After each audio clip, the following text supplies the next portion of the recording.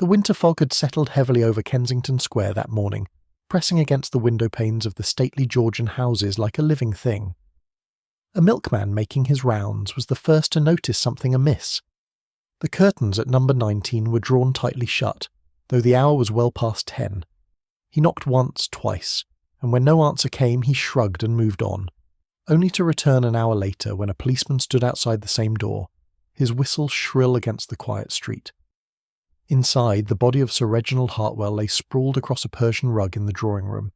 His silk robe was torn, his hand still clutching a half-burned letter. There was no sign of forced entry, no weapon to be found, and only one curious detail: 7 identical ivory buttons placed in a neat line on the mantelpiece, each one polished to a mirror sheen. They were not from his robe, nor from any garment found in the house. The scene had an air of deliberate staging, as though the murderer had paused to leave a message no one could understand. By noon, Inspector Sharp of Scotland Yard had arrived, all stiff authority and clipped speech. He examined the buttons, the burnt letter, the lack of struggle. A domestic affair, he muttered to his constable. The servants will know more than they say.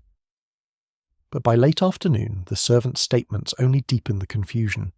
The butler had locked the front door at 10 the night before, and the key remained in his pocket when he discovered the body. The cook swore Sir Reginald had dismissed them early, saying he expected a visitor. The visitor never came, at least not one anyone saw. When word reached Hercule Poirot, then staying at his lodgings near Whitehall, he received it not with excitement, but with quiet satisfaction. "An English crime," he said, setting down his tea. "So polite, so tidy, and yet it smells of disorder beneath." By evening, the great detective stood in the drawing-room of number 19, his eyes taking in every angle of the scene with feline precision. "The room has not been touched, I hope?" he asked. The inspector assured him it had not. Poirot crouched beside the body, observing the faint bruise near the temple, the barely smudged fireplace grate, the single footprint on the polished floor, so faint it might have been overlooked entirely. He leaned closer. The print was from a woman's shoe, small and delicate, its heel worn unevenly. He smiled faintly. Ah, a visitor did come then. The burnt letter yielded little, only the words "meet me and trust no one." Poirot considered this for a long moment, his gaze shifting toward the 7 ivory buttons. "They are not random," he murmured. "When a murderer leaves a symbol, mon ami, it is never without meaning, but the meaning, it must be personal." That night Poirot dined with Inspector Sharp in the latter's office, reviewing every name connected to Sir Reginald. The late baronet had been a collector of rare antiquities, known for both his charm and his cruelty. He had a niece, Miss Evelyn Grey, who lived with him since childhood, a secretary, Mr. Lucas Finch, dismissed 2 weeks prior for reasons undisclosed, and a neighbour, Lady Adeline Marbury, a widow of striking beauty and scandalous repute. "Each," said Poirot softly, "has cause enough for dislike, but motive alone is nothing. We seek pattern." The next morning, Poirot visited the house again. Evelyn Grey greeted him in mourning black, her voice steady but her eyes haunted. He was not kind to those around him, she said quietly, but he did not deserve this. Poirot's gaze lingered on her gloves, fine kid leather, 1 button short. She noticed and smiled faintly. "Oh, those old things. I lost the button days ago." Poirot inclined his head politely, though in his mind he marked it with care. He spent an hour in Sir Reginald's study, where rows of books lined the shelves, histories, treatises, and one peculiar volume missing from its place, leaving only dust. He ran his finger along the gap, then glanced at the fireplace. A faint grey ash, unlike coal, clung to the grate. He burned something more than letters, Poirot said to himself. Something larger. A book, perhaps. That evening Poirot gathered the household in the drawing-room. The fog outside thickened again, pressing against the windows like breath. He stood by the mantel where the buttons gleamed under the lamplight. "We have, I think, a murder that seeks to deceive by orderliness," he began. "No forced entry, no weapon, and these curious tokens. But the human heart, it cannot disguise its motive so neatly." He turned to Evelyn Grey. "Mademoiselle, you told me you lost a button, yet there are 7 upon the mantel, and your gloves. Ah, they had 8. How curious. She paled, her hands tightening. "That proves nothing, monsieur." "No," said Poirot gently, "but it suggests much. You see, Sir Reginald possessed 7 pairs of ivory buttons, each one taken from a different victim of his cruelty. He kept them as trophies. You, Miss Grey, knew this. You found the last one missing from your glove, and in that moment you saw the pattern. The 7th button was yours, and you understood what it meant." Her voice trembled. "He ruined my mother's life. He ruined mine. He laughed about it." Poirot bowed his head slightly. "And so, you came last night. You confronted him. In anger, perhaps, you struck him. He fell. An accident, yes? But afterward you saw the buttons. You arranged them here, thinking no one would ever understand." The silence in the room was profound. Evelyn wept quietly, her shoulders trembling. Poirot turned to the inspector. "You see, my friend, the locked door was no mystery. She had the key all along, and the crime, it was not premeditated, but born of years of cruelty compressed into one terrible instant." As Evelyn was led away, Poirot looked once more at the ivory buttons on the mantel. "So small," he said softly, "and yet each one tells a story. In the end, it is always the heart that leaves the clearest clue." He straightened his tie, turned toward the door, and stepped into the fog of Kensington Square, where the lamps burned dimly through the mist. Another English night hiding its secrets beneath civility. The fog of London did not lift the following morning. It seemed, rather, to have thickened, hanging in slow folds across Kensington Square like smoke from a fire that would not die. Hercule Poirot arrived early, his hat tilted just so, his gloved hands folded neatly behind his back. The constables outside recognised him at once and stepped aside. Inspector Sharp, already inside and frowning over a ledger, looked up with some surprise. "Back again, Monsieur Poirot? I'd have thought your curiosity satisfied." "Ah," Poirot replied with a faint smile. "Curiosity, yes. Satisfaction, non. For you see, my friend, a mystery is like a soufflé. It must rise properly before one tastes it." He crossed to the drawing-room, where the air was still faintly scented with cigar smoke and cold ash. The body had been removed, but Poirot imagined it as it had been. The angle of Sir Reginald's fall, the letter half burned, the unnatural arrangement of buttons upon the mantel. Nothing in the room had changed outwardly, yet something in its atmosphere felt disturbed. He ran a finger along the edge of a side table, pausing at a single object left slightly askew, a small crystal vase containing 2 withered violets. "Eh bien," he murmured, "someone has tampered with sentiment." Sharp, following him, frowned. "The servants, perhaps, clearing up after the doctor." Poirot shook his head. "Non, mon ami. The doctor is thorough, the servants terrified. No one would move what does not belong. And yet, this vase, it is turned just so. It hides the faintest ring of moisture beneath it.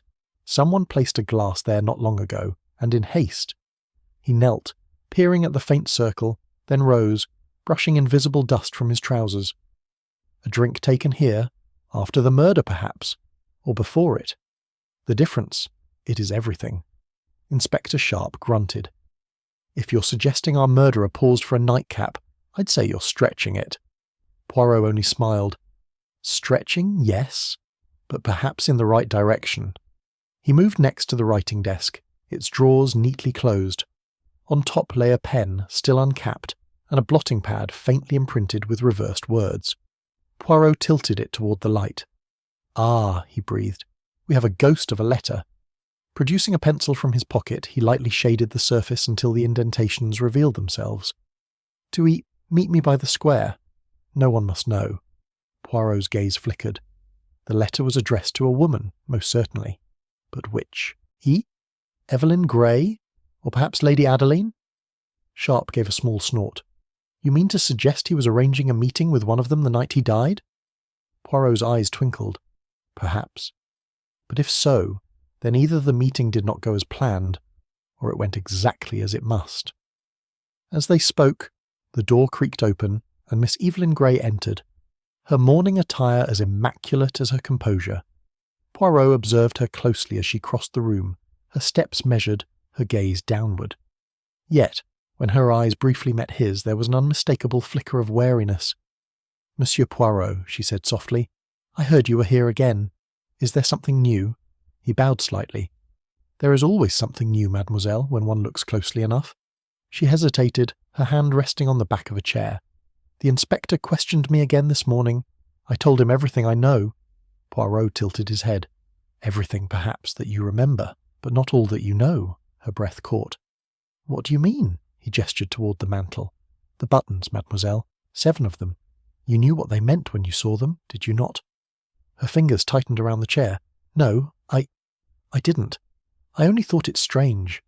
Poirot's gaze softened. "You're an excellent actress, Miss Grey. But you forget.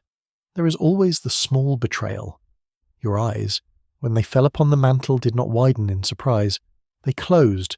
That is the look of remembrance, not shock." She opened her mouth to speak, but a sharp knock at the door interrupted them. It was Constable Reed, carrying a tray. "Beg pardon, sir, but this was found in the garden waste bin. Thought you might want to see it." On the tray lay a torn scrap of silk, dark green, frayed along one edge, with a faint trace of blood. Poirot lifted it delicately. A sleeve, perhaps? A fragment of a dress? Evelyn's eyes darted to the tray just for a moment before she composed herself. It could belong to anyone. The housekeeper wears green sometimes. "Ah, but not silk," Poirot murmured, "and not this shade, which I have seen only once before, upon the cloak of Lady Adeline Marbury." Later that afternoon, Poirot called upon Lady Adeline. Her townhouse overlooked the square, its windows veiled in lace, its atmosphere scented faintly of lavender and secrecy. She greeted him with languid amusement. "Monsieur Poirot, how flattering to be visited by such a celebrated man. But surely you do not suspect me of murder?" He bowed courteously. "Madame, I suspect everyone. It is the burden of my profession." She laughed. A bright, brittle sound. "You and Reginald were alike in that. Always watching, always judging. Did you know he proposed to me once? Many years ago. I refused him, of course. He wanted a possession, not a wife." Poirot nodded slightly. "And yet you continued to see him. Even recently, perhaps?"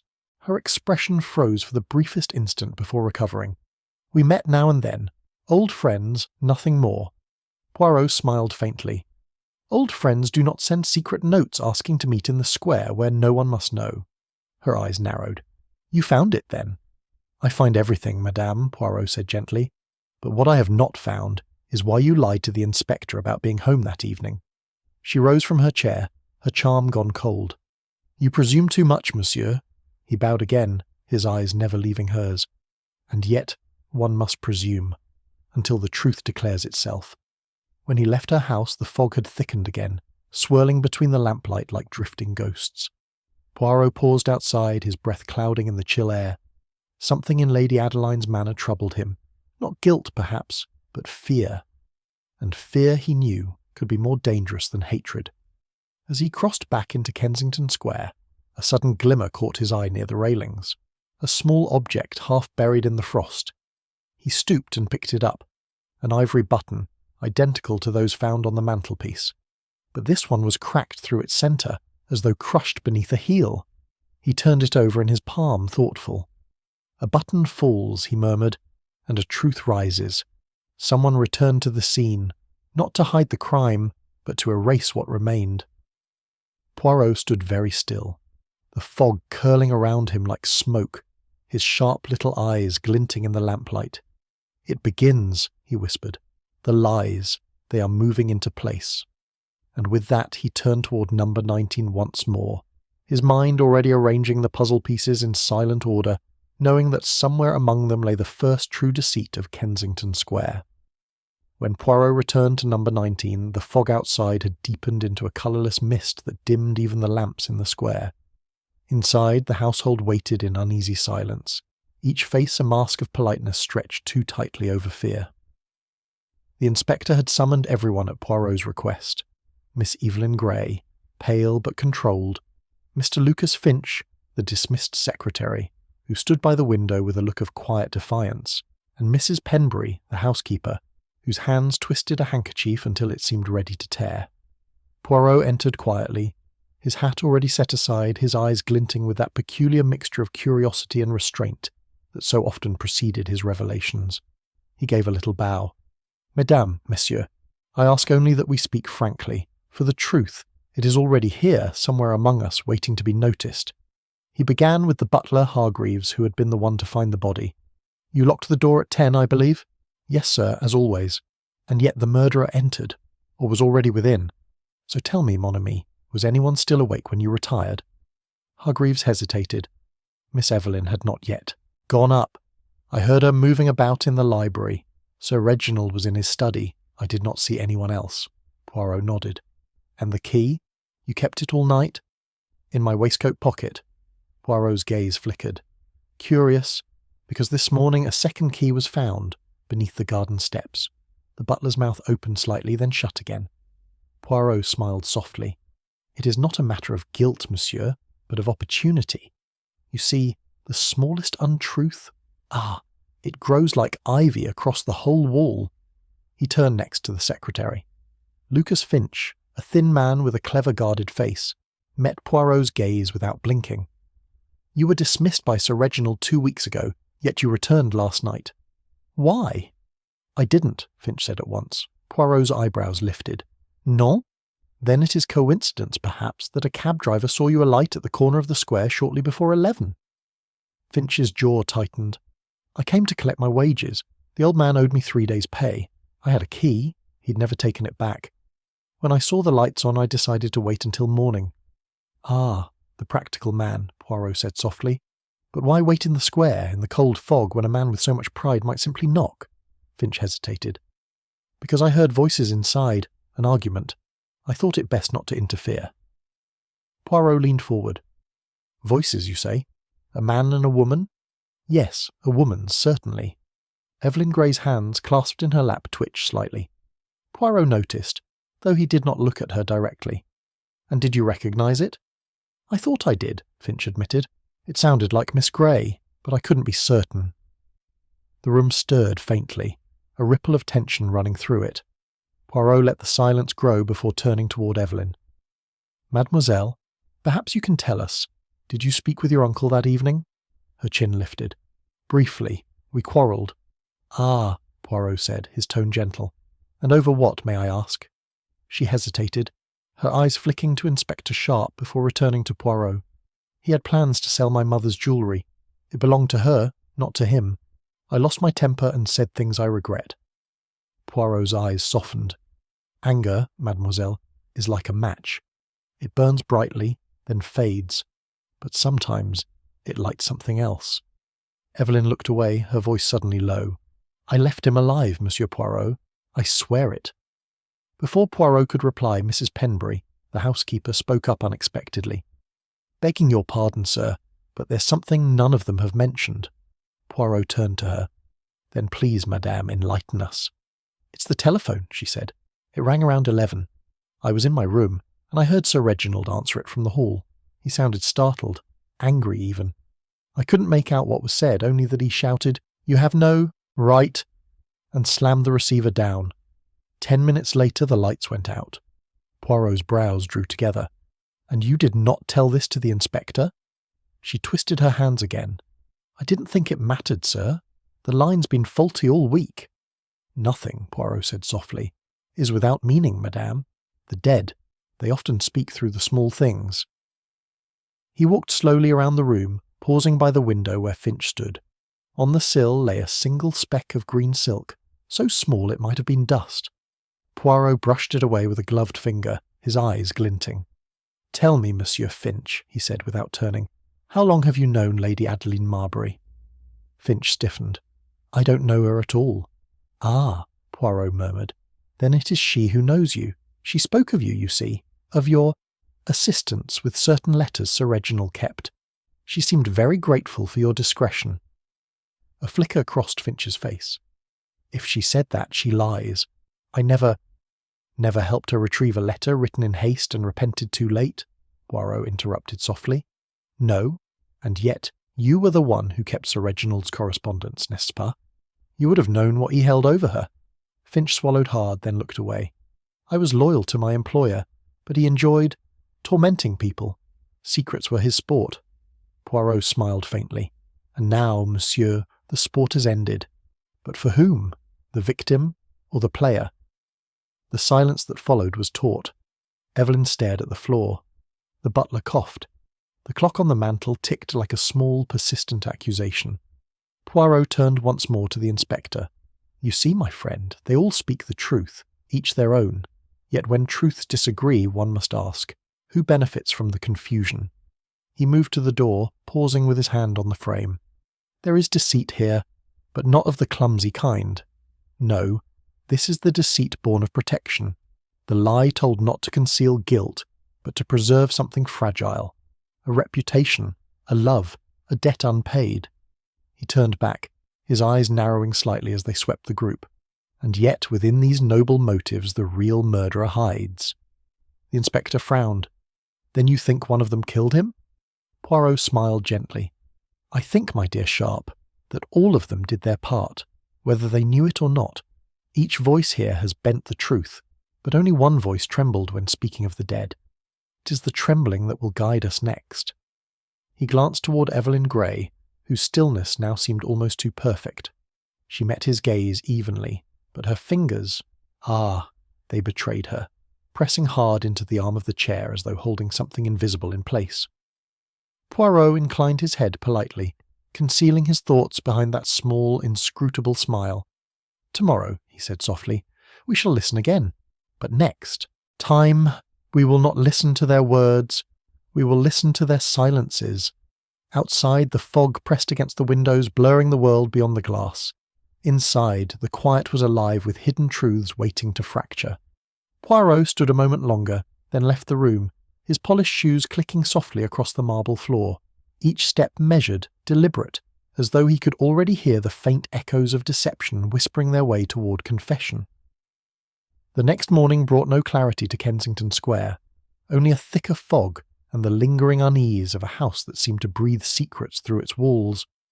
Hercule Poirot stood before the window in Sir Reginald's study, the light dim and reluctant.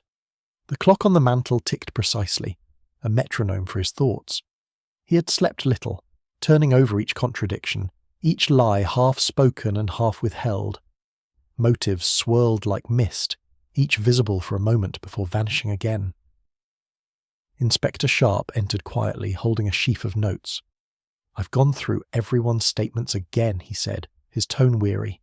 "Each of them has reason enough to hate the man, yet none that makes sense of the scene itself." Poirot's lips twitched. That is where the English mind stumbles. It seeks logic in passion. But murder, my dear Sharp, is never logical until the heart behind it is understood." He took the notes and glanced through them, his finger pausing at the list of names. Evelyn Grey, the niece who stood to inherit everything once her uncle signed his will. Mr. Finch, dismissed and humiliated, deprived of both salary and pride. Lady Adeline, the former lover, her reputation held hostage by his letters, and the servants, whose loyalty was fed more by fear than affection. He folded the papers neatly. Each had something to gain, but each also something to lose, Sharp exhaled through his nose. "So where do we begin?" "With the contradictions, mon ami. It is there that truth hides." Poirot turned toward the hearth, his gaze falling on the faint smudge of ash he had noticed before. Sir Reginald burned something that night. Not a letter, not even the missing book, I think, but something symbolic. To destroy an object of significance before death, it speaks of fear. Sharp frowned. Fear of what? Or whom? Poirot smiled faintly. "That we shall learn." The door opened just then, and Miss Evelyn Grey entered. Her composure had cooled into something steely. "You wish to see me, Monsieur Poirot?" she asked. "Oui, mademoiselle. Please, sit." Poirot gestured toward the chair opposite him. "You quarrelled with your uncle that night. He planned to sell your mother's jewels, and yet you told us he was not cruel, merely selfish. Which is it?" Evelyn's brow furrowed. "He was both. My uncle had moods. At times he was almost kind, at others unrecognizable." "Did he fear anyone?" Poirot asked, softly. She hesitated, then looked away. "Yes, Lady Adeline." "Because of her knowledge, or because of her heart?" Poirot asked. Evelyn looked up sharply, startled. Poirot smiled. You see, there is a difference. One may forgive a heart, but not a secret."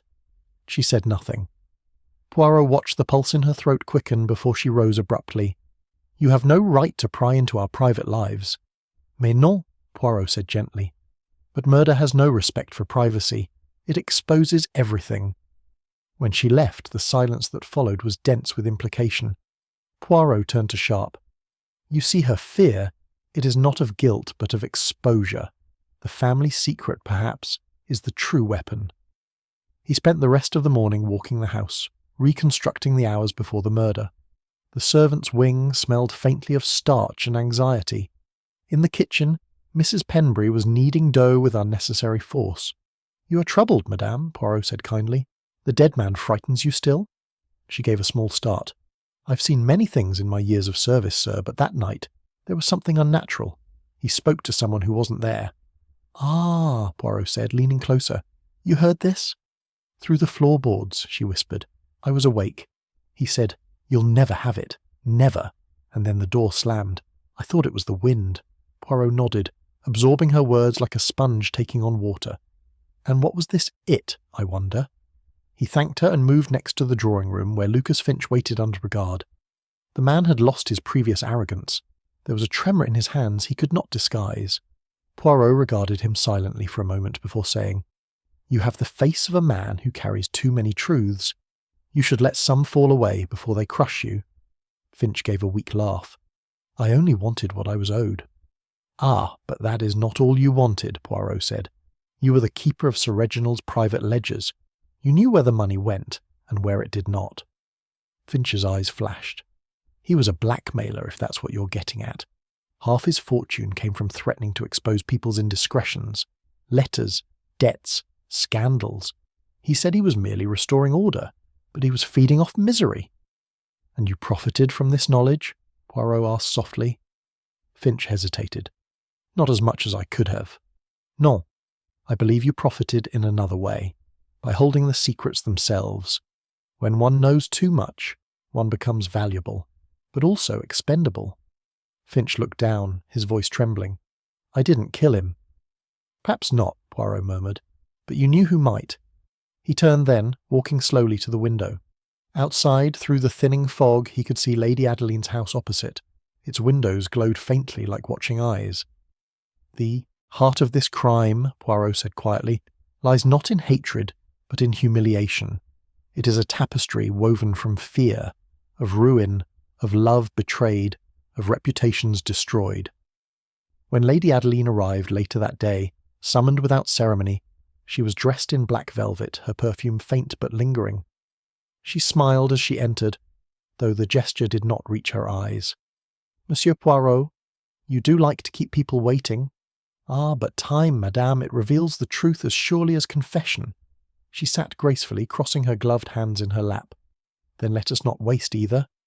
Poirot inclined his head. You were once close to Sir Reginald. You quarrelled, yes, over letters, perhaps over something more dangerous. Her expression barely changed, but her breath quickened. He kept those letters to amuse himself. I begged him to destroy them. Yet he refused. So you decided to retrieve them yourself.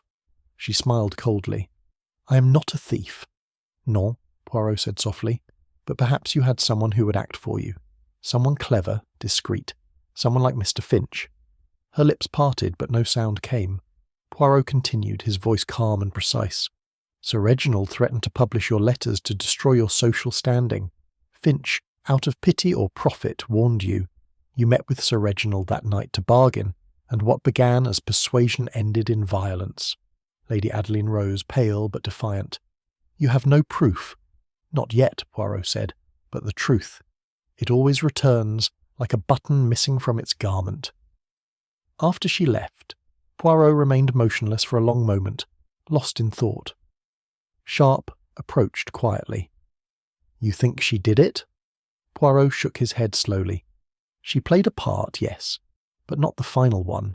This crime, it is a circle of fear. Finch feared discovery. Lady Adeline feared disgrace. Miss Evelyn feared inheritance of shame, and Sir Reginald, he feared the truth catching him at last. He touched the cracked ivory button still in his pocket. The final thread remains hidden, but the pattern emerges. Every lie in this house leads to the same door. And when that door opens, mon ami, it will not be the murderer who surprises us. but the reason they killed.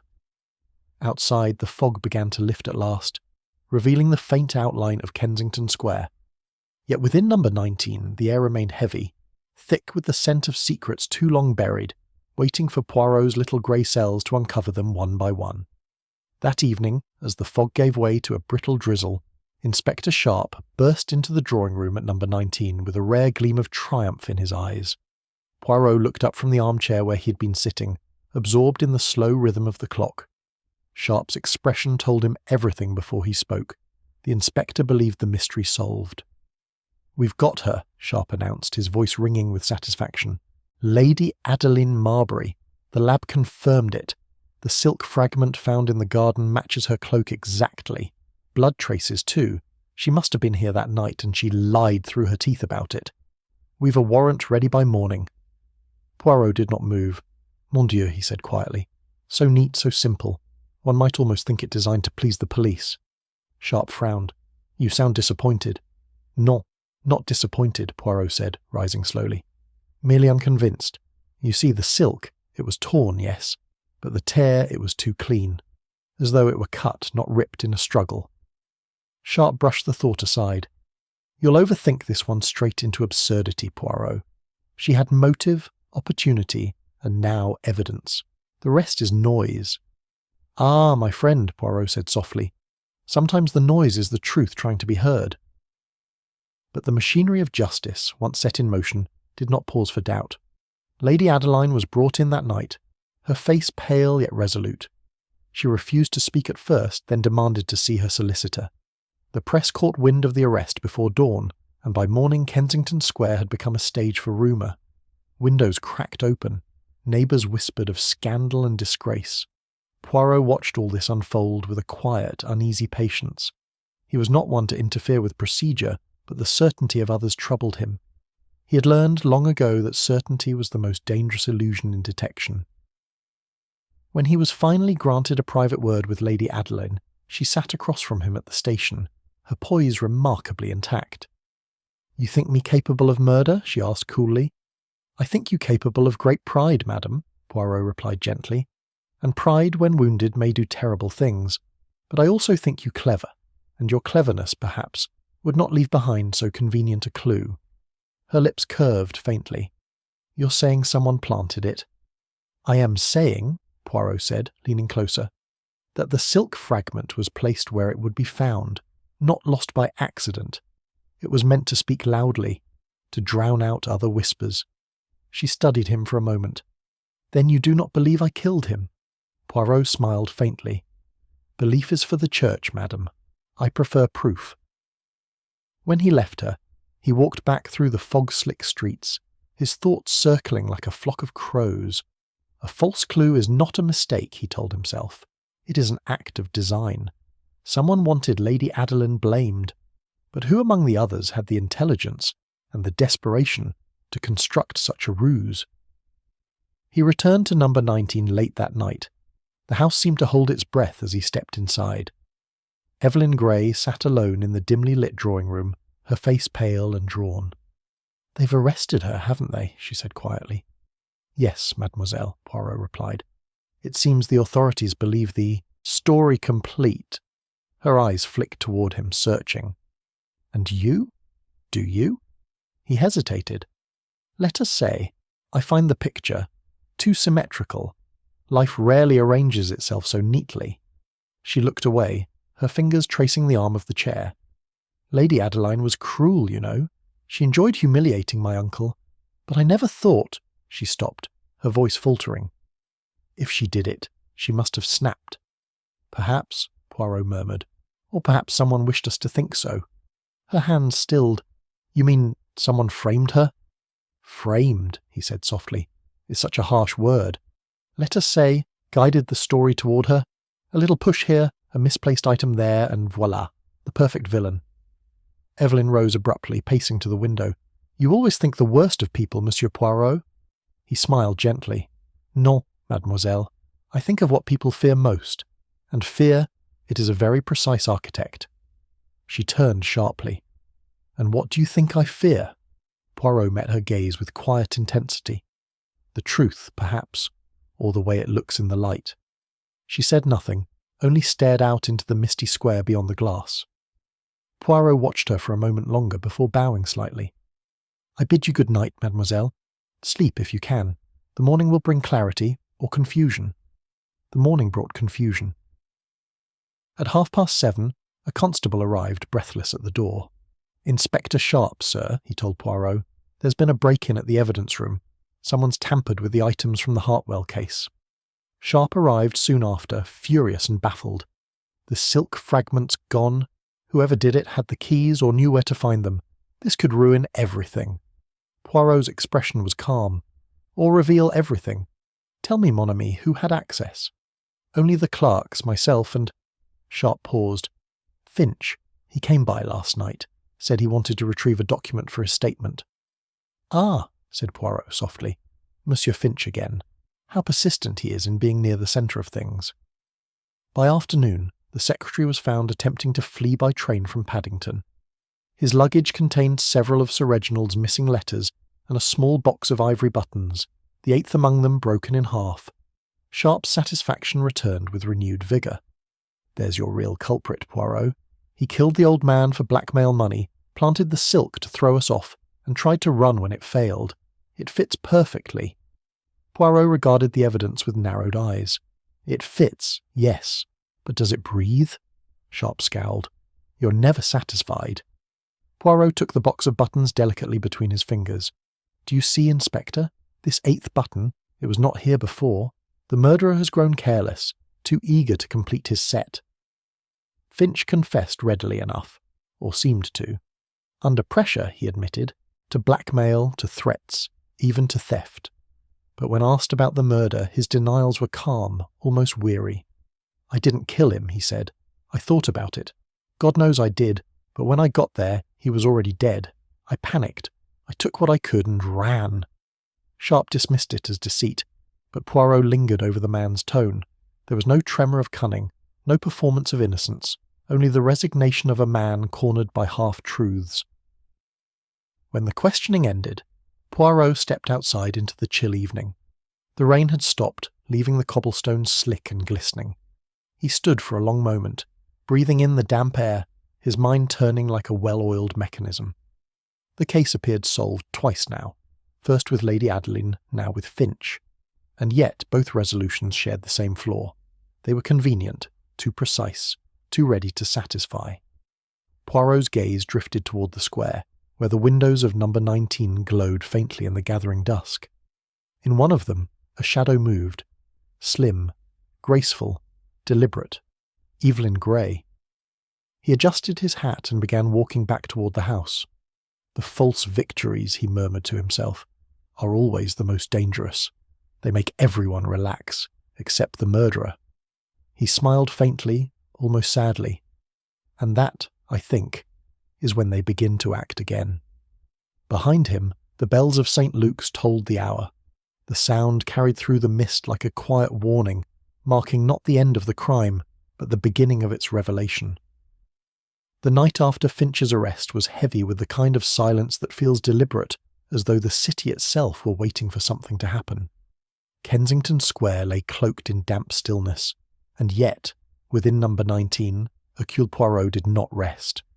He sat at the desk in Sir Reginald's study, the lamp casting a narrow cone of light upon a spread of letters, old newspaper cuttings, and a single photograph he'd found earlier in a forgotten drawer, an image so ordinary at first glance that it had nearly escaped him.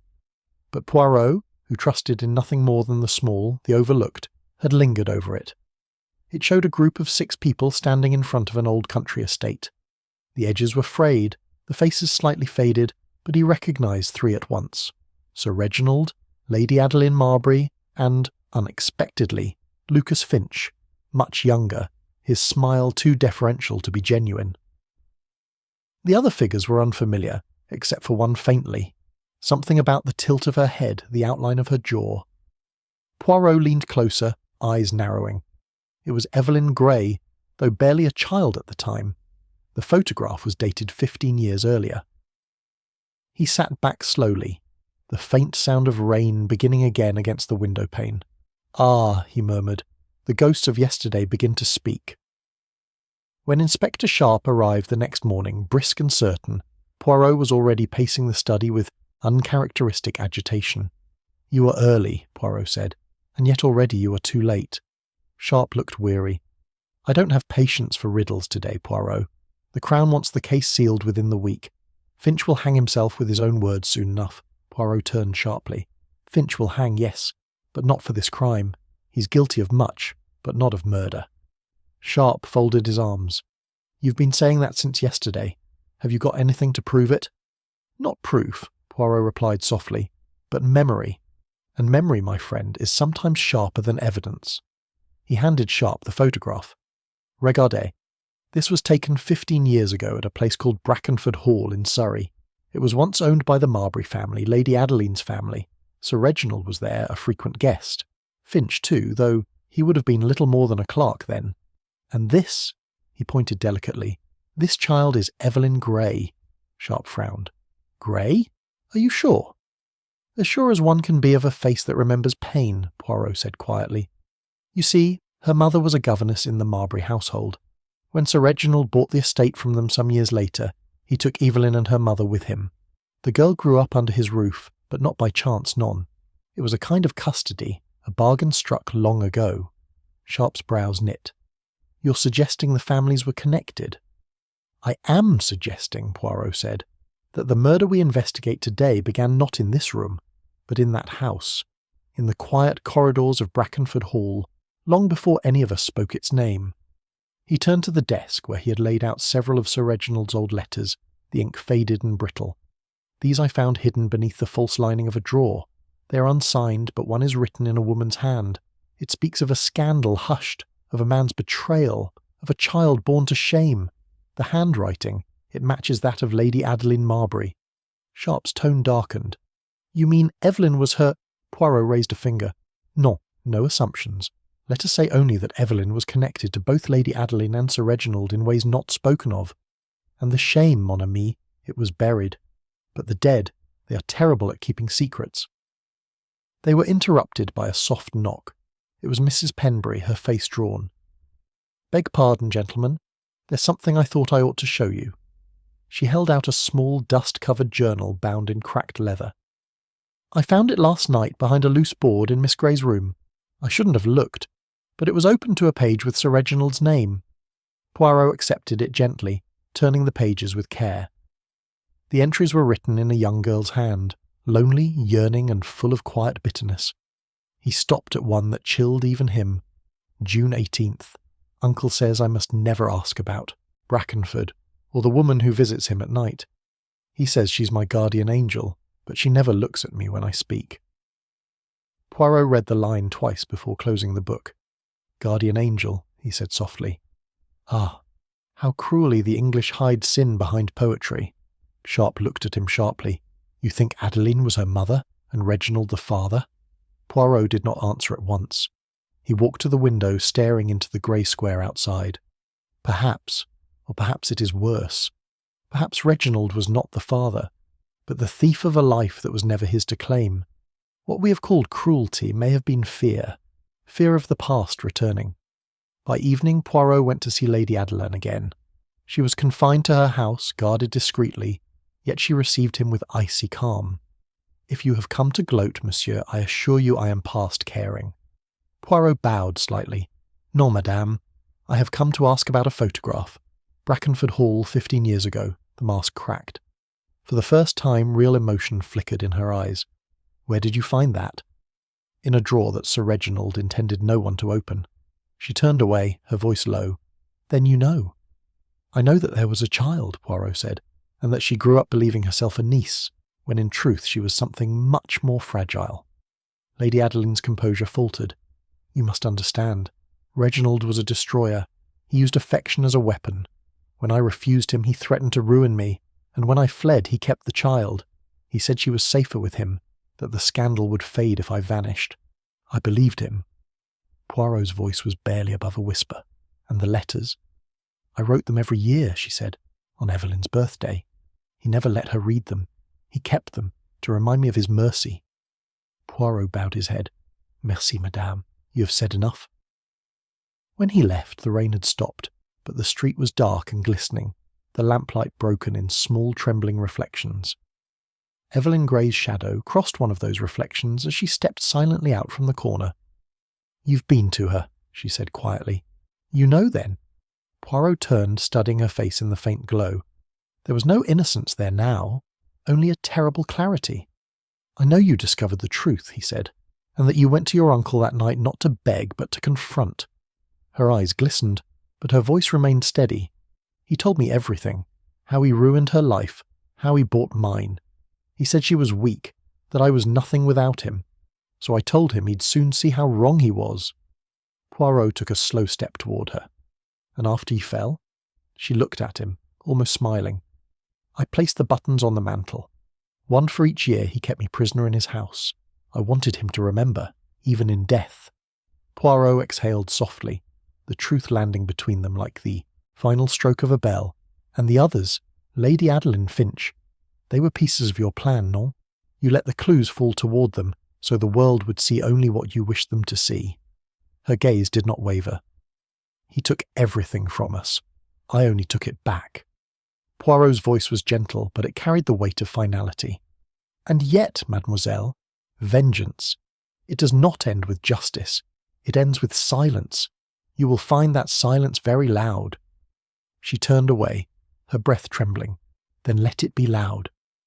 As she disappeared into the fog, Poirot stood alone in the square, the rain beginning again, soft, persistent and sorrowful. He watched it ripple across the cobblestones, washing away the footprints that led back to number 19. Beneath the steady patter he heard the faint echo of an old truth, that murder was never born of one night, but of years, years of pain, deceit, and the shadows left unspoken between the living and the dead, and in Kensington Square those shadows had finally spoken. The following morning dawned with a pallid, uncertain light, the kind that seems neither to wake the world nor let it sleep. Hercule Poirot sat at the breakfast table in number 19, his cup of chocolate untouched, his eyes fixed on the condensation forming slow rivers across the window. Inspector Sharp, restless and irritable, paced nearby. "So that's it then," Sharp muttered. "You let her go last night, after she as much as confessed." Poirot tilted his head. "A confession, my friend, is only valuable when given to the truth, not to exhaustion. And Miss Gray, she confessed to anger, to vengeance perhaps, but not to murder. The distinction is delicate, yes, but vital," Sharp scowled. "You mean to tell me you still don't know who did it?" Poirot smiled faintly, eyes bright beneath the lamplight. "Oh, on the contrary, I know precisely who did it. But knowing, mon cher, is one thing, proving another, and for that we must play a little game." Sharp groaned softly. "A game?" "Yes," Poirot said, rising and buttoning his waistcoat with care. "A game of truth and deceit. The English, they are very proud of their reserve. But a small shock, something out of place, something they cannot anticipate, it shakes the mask loose. We shall see whose mask falls first." By noon, Poirot had summoned the entire household once more to the drawing-room. The air felt tense, close, heavy with the unspoken knowledge that the storm of events had not yet passed. Evelyn Gray stood near the mantel, her gloved hands clasped tight. Lady Adeline sat rigidly in a corner, her beauty faded to porcelain composure. Finch was brought in under guard, his face pale from a night in the cell. The servants hovered uneasily near the door. Poirot entered last, carrying a small velvet box in one hand and a folded envelope in the other. His demeanour was unusually grave. "My friends," he began softly, "the time for secrets has ended. Last night I received something by post, a letter written by Sir Reginald himself, and posted the day before his death. The effect was immediate. Evelyn's eyes widened, Finch's jaw slackened, and Lady Adeline's fingers tightened around her handkerchief. Poirot continued, his tone steady. "The letter was addressed to me, though I have never met Sir Reginald in life. He wrote, it seems, because he feared his own death. And within this letter he named the person he believed meant to kill him." He paused deliberately, letting the silence stretch. The sound of the clock filled the room, each tick distinct, echoing like a heartbeat. Sharp stepped forward. "Well, go on then. Who was named?" Poirot regarded him calmly. In due time. But first there is something else. Something Sir Reginald enclosed with his letter. He opened the velvet box and revealed 8 ivory buttons, identical to those found upon the mantelpiece. Lady Adeline's breath caught audibly. Evelyn's face drained of colour. These, Poirot said softly, he described as his insurance, his trophies perhaps, though he did not name them so. Each, he said, marked a victory over an enemy, and the 8th, he wrote, was to be placed upon the mantel when his greatest triumph was complete. He looked at Evelyn. "Does that sound familiar to you, mademoiselle?" She swallowed. I don't know what you mean," Poirot's eyes glinted. "No, yet when I found the buttons upon the mantel they were 7, not 8. The 8th I discovered later, cracked, broken, discarded near the railings outside. Someone tried to complete Sir Reginald's little ritual but failed. Tell me, who would know such a private symbol unless they had read the letter?" Finch spoke up suddenly, his voice shaking. "You're suggesting one of us saw it before you? That's absurd." Poirot turned to him with a faint knowing smile. "Absurd? Perhaps, but let us test it, eh?" He took out the folded letter and laid it on the table before him. In this letter, Sir Reginald named one person, and one only. I shall read it aloud, but first I ask each of you to stand where you are, so that I may observe, as he would have wished, who listens in fear and who in false calm. Sharp frowned. "Poirot, what are you doing?" "Something quite old, mon ami," Poirot murmured. "A little theatre of the truth." He began to unfold the paper slowly, his eyes not on the letter but on the faces around him. Evelyn's breath came quick and shallow. Finch clenched his jaw and looked away. Lady Adeline sat utterly motionless, but a small tremor betrayed her composure. Then Poirot spoke. "Sir Reginald writes, 'If I am found dead, the blame will fall easily upon those who hate me. Yet the one I truly fear is the one who loves me still, the one who pretends loyalty, even as they prepare the blow.'" He looked up, then abruptly folded the paper again. "Curious, non? He names no one, and yet—" Finch let out a sharp breath. "You brought us here for this?" Poirot smiled gently. "Not entirely. You see, that letter— it is a fabrication. I wrote it myself." A stunned silence followed. Sharp gaped. "You what?" "I wrote it," Poirot repeated mildly, "to see who among you would react not to its words but to its memory. Only one person here knew the letter truly existed. Only one saw it. Before I ever did." His gaze moved deliberately across the room until it settled on Lady Adeline. "Madam, when I mentioned the letter's arrival this morning, your expression betrayed not curiosity but dread. You knew it existed because Sir Reginald showed it to you the night before he died." Lady Adeline rose, her face ghost pale. "That's impossible." "Non, madame.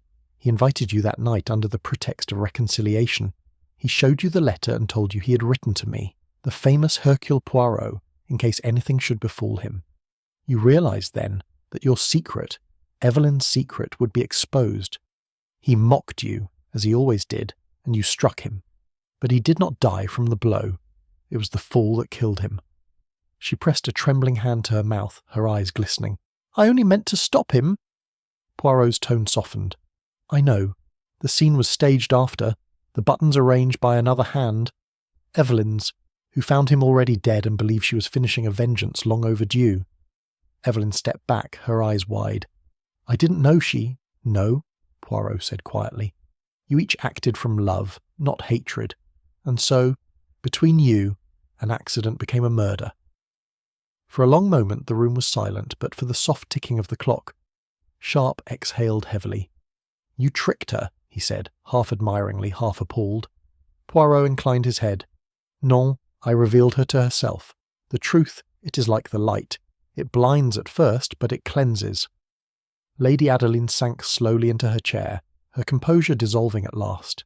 "He destroyed so many lives," she whispered, "and still I let him live too long." Poirot's voice was gentle. "Perhaps, madame, he has destroyed enough. Let no more be taken in his name." Outside, the fog had begun to lift at last, revealing the faint shimmer of sunlight breaking through. Poirot stood by the window, his reflection caught between light and shadow. "Ah," he murmured, almost to himself. "How strange that in England even tragedy insists on manners." And behind him, the ticking clock resumed its steady rhythm. as if the house itself, after so long holding its breath, had finally begun to breathe again. That night, the fragile calm Poirot had woven through Kensington Square began to unravel. The confession of Lady Adeline had not yet reached the authorities. Poirot had asked Inspector Sharp for one day, just one, to confirm the smallest inconsistencies that still whispered at the edges of the truth. Sharp, though reluctant, had agreed. "You've earned your eccentricities," he'd muttered, "but if this blows back on us, you're on your own." Poirot had only smiled and promised, as always, that clarity would come before dawn. But dawn arrived differently. At 6:30, a sharp knock shattered the silence of number 19. The butler, Hargreaves, pale and shaking, stood at Poirot's door. "It's gone, sir. The letter, the one you wrote and the inspector sealed after the interview. It's missing." Poirot rose instantly, fully dressed, his eyes narrowing. "Gone? From where?" "From the inspector's briefcase. He locked it himself, sir. I saw him do it." Poirot's voice dropped to a whisper. "And who knew where it was kept?" Hargreaves hesitated. "Only those who were in the room last night." "Then, mon ami," Poirot said softly, "we have a thief among those who already know the truth. That is most inconvenient." Within the hour, Inspector Sharp stormed in, his face thunderous. "This is a bloody circus," he snapped. "The letter's gone, the evidence room's been broken into again, and Finch has disappeared from custody. His guard swears he slipped out during the storm. Vanished." Poirot folded his hands. "You see, it is all quite logical. When one lie falls, the others tremble. Someone fears the collapse." Sharp leaned across the table. "I don't need riddles. I need answers. If Finch escapes London with those papers, every word of this case becomes gossip." Poirot's voice was calm, almost too calm. "He will not leave London. A man like Finch cannot vanish. He hides where the noise is loudest, where no one thinks to look. But the greater question, my friend, is not who took the evidence, but who wanted it to vanish." Sharp gave a short, bitter laugh. "Everyone in this house has a reason." "Precisely," Poirot murmured, "and yet one reason stands above the rest. The letter I wrote, though false in content, was true in its consequence. It provoked confession. Someone realized that truth could still be proven, and so, poof, it disappears. But there is something even more curious." He walked to the fireplace and lifted the velvet box that still held the remaining buttons. Inside, where the 8 polished circles had once gleamed, only 7 remained. The 8th, the cracked one recovered from the garden, was gone. Poirot turned the box slowly in his hand. "You see? The murderer cannot resist symmetry. They must complete the set." Sharp frowned. "You think Finch took it?" "Non," Poirot said softly. "Finch runs from the law, not toward it. No, this was someone who could not bear disorder, someone for whom the final piece meant control." His eyes moved toward the staircase, toward the quiet rooms above. "Fetch Miss Grey, if you please." Evelyn entered minutes later, pale but steady, her mourning black gown immaculate. She met Poirot's gaze without flinching. "You sent for me." "Oui, mademoiselle. Sit, if you will. Something has been taken from this house again. Do you know what that means?"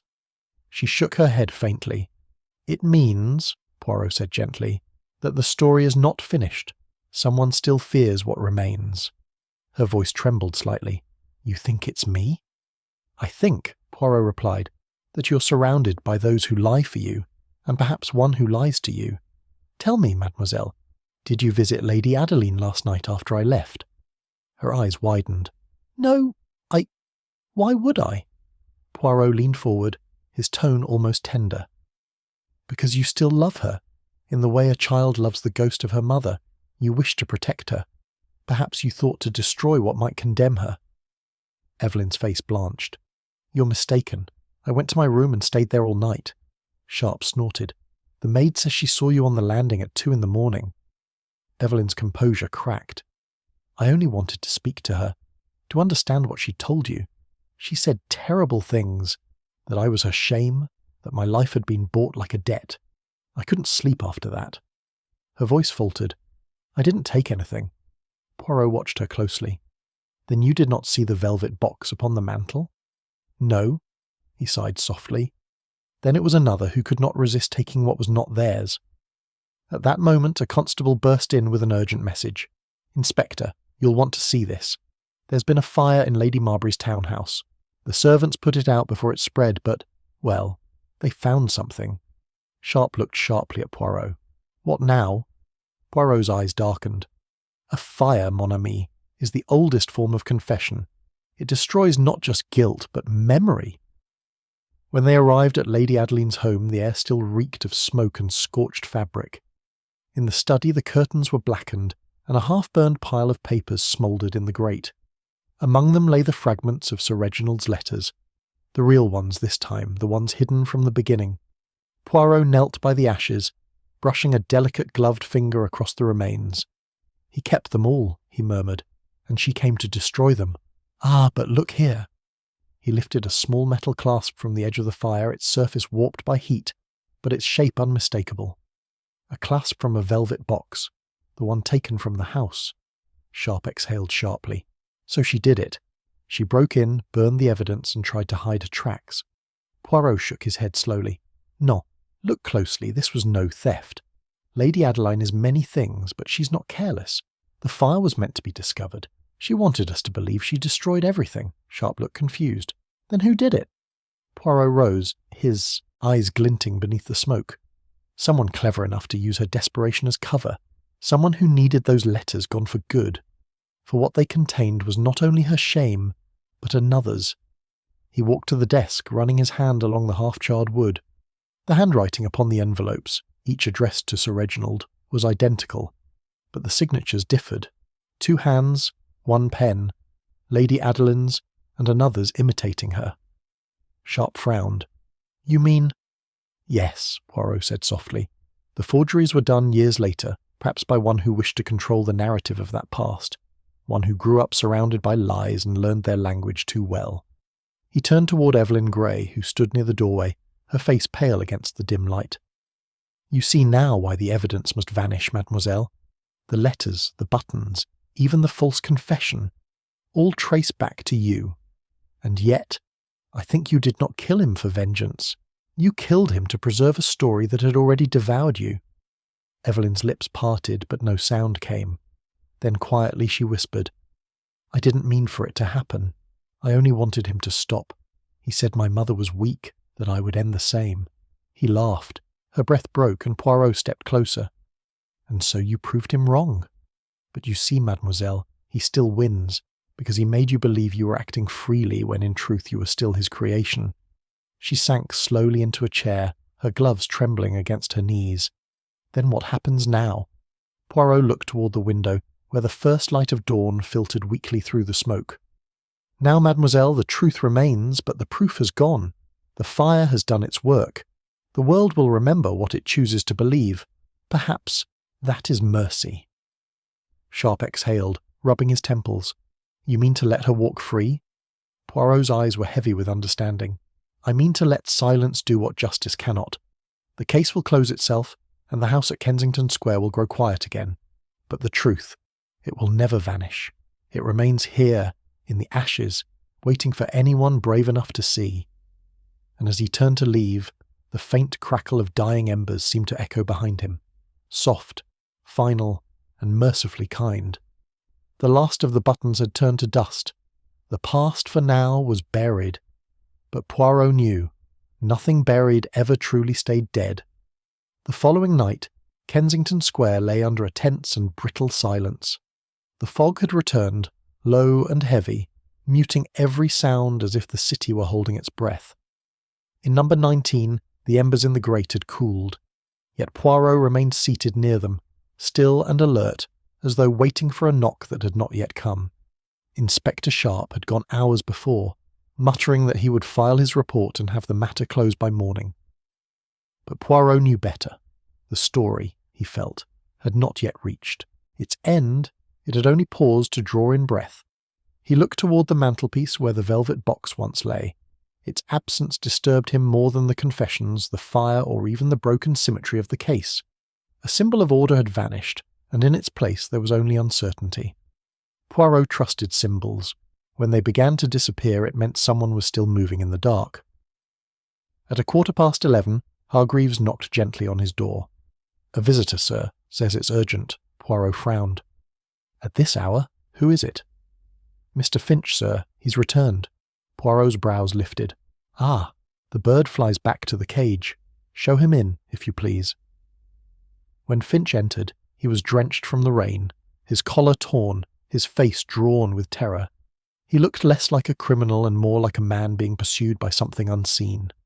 "They're after me," he said hoarsely, glancing toward the window. "I saw her. Swear I did. She was at the station watching me. I ran here because I don't know where else to go." Poirot gestured calmly toward the chair. "Sit, monsieur. You're quite safe here. Who is it that follows you?" Finch's breath trembled. "Miss Grey, or her shadow. I swear I saw her on the platform. She shouldn't have known I'd be there." Poirot's eyes narrowed slightly. "You're mistaken, perhaps. Mademoiselle Grey is confined to her room under police supervision." Finch shook his head.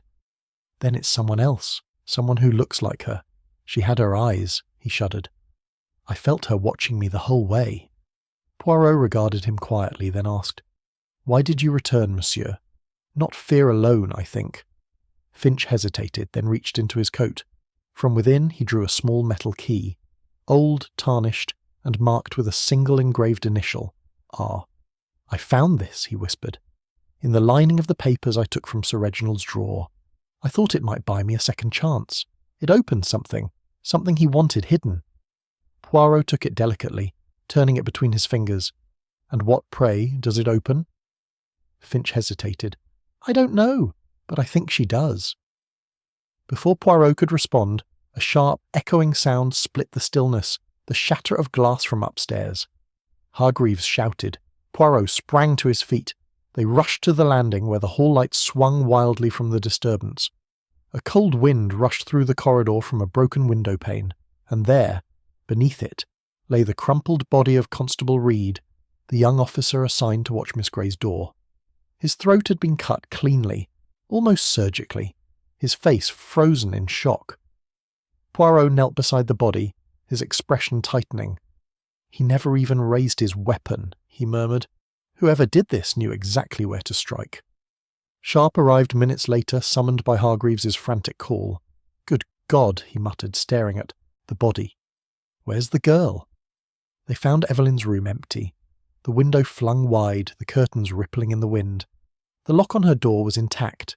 She had not broken out. She had been let out. Poirot examined the sill. The footprints are small, a woman's shoes, recently cleaned but still damp from the garden soil. She climbed down and crossed the yard. Sharp's voice was tight. "So she killed the constable and ran." Poirot's gaze sharpened. "No, my friend, not she. Look here, the footprints are wrong, see? The right foot turns slightly inward. Mademoiselle Grey walked straight with precision. This belongs to another." Sharp frowned. "Another woman?" "Perhaps," Poirot murmured, "or someone who wishes us to believe as much." He turned to Finch, who had followed them up the stairs, his face ghost pale.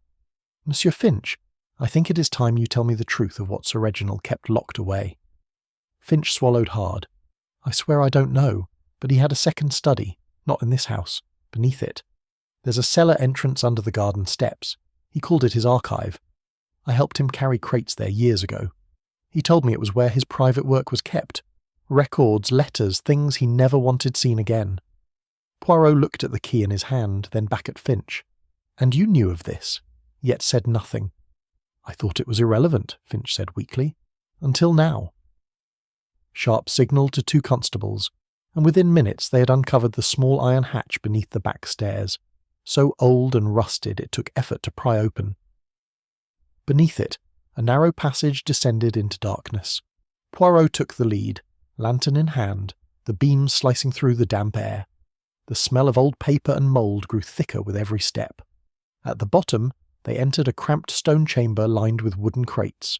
Some bore Sir Reginald's initials burned into the lids. Others were unmarked. Poirot opened one carefully. Inside lay a collection of ledgers, photographs, and sealed envelopes. But one crate stood apart, newer, cleaner, and locked with a small iron clasp. The engraved initial on the lock matched the one on the key, R. He turned the key.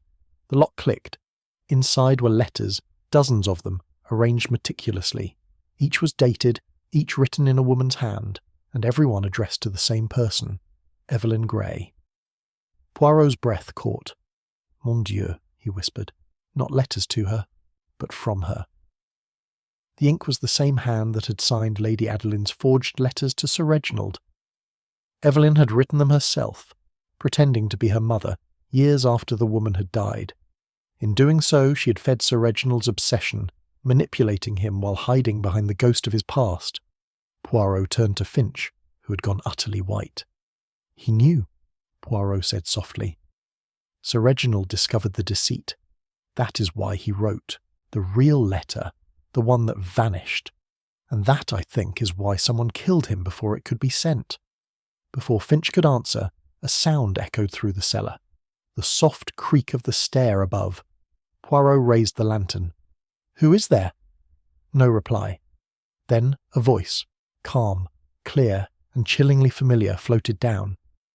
"I wondered when you'd find it, Monsieur Poirot."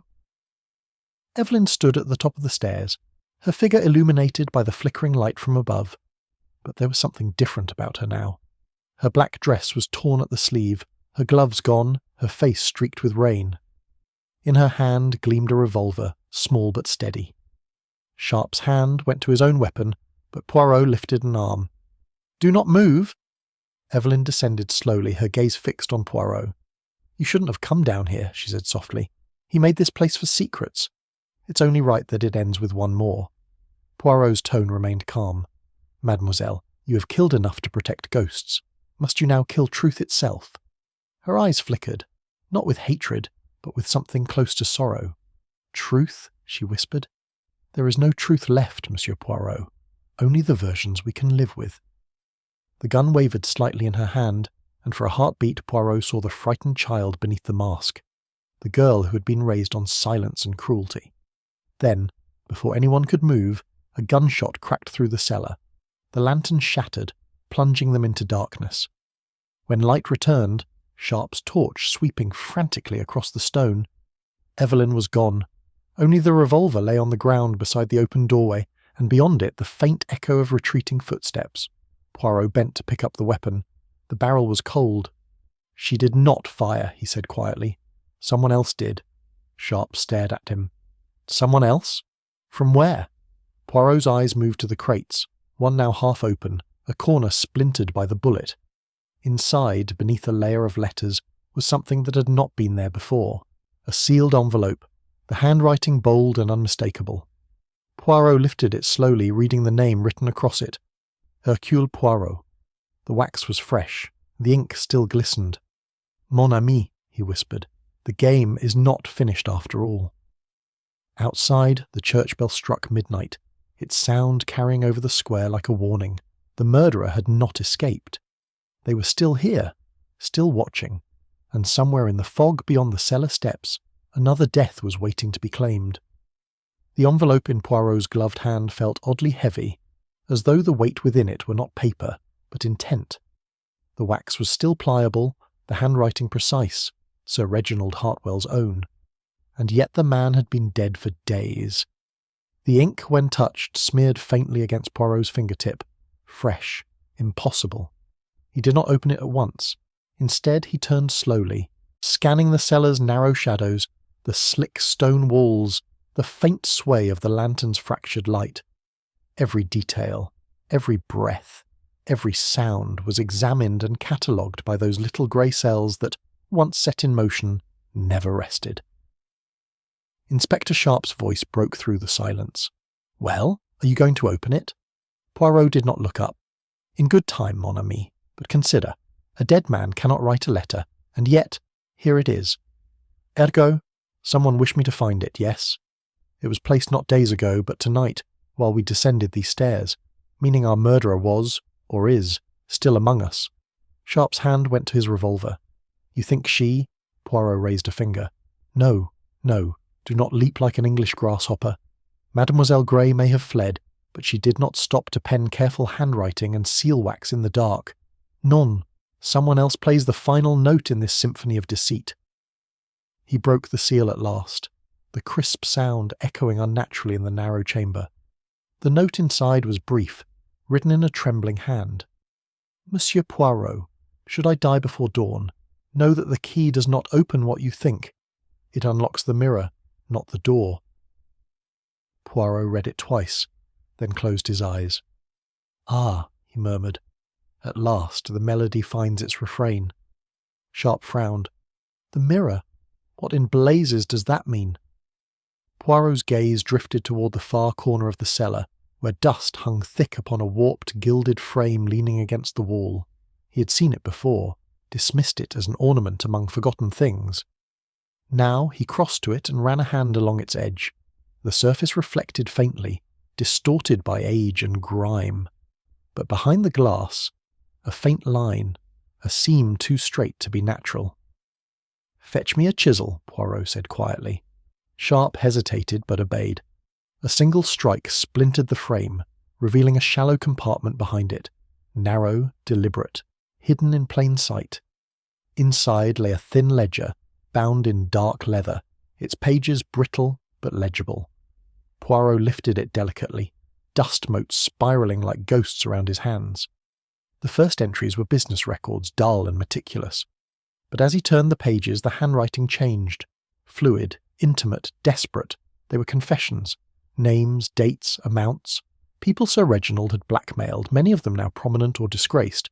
And there, near the final entry, something that made Poirot's breath catch. E. Grey. Payment delayed. The mother's debt unpaid. The child must understand her place. Poirot's voice dropped to a whisper. So, it was never about money.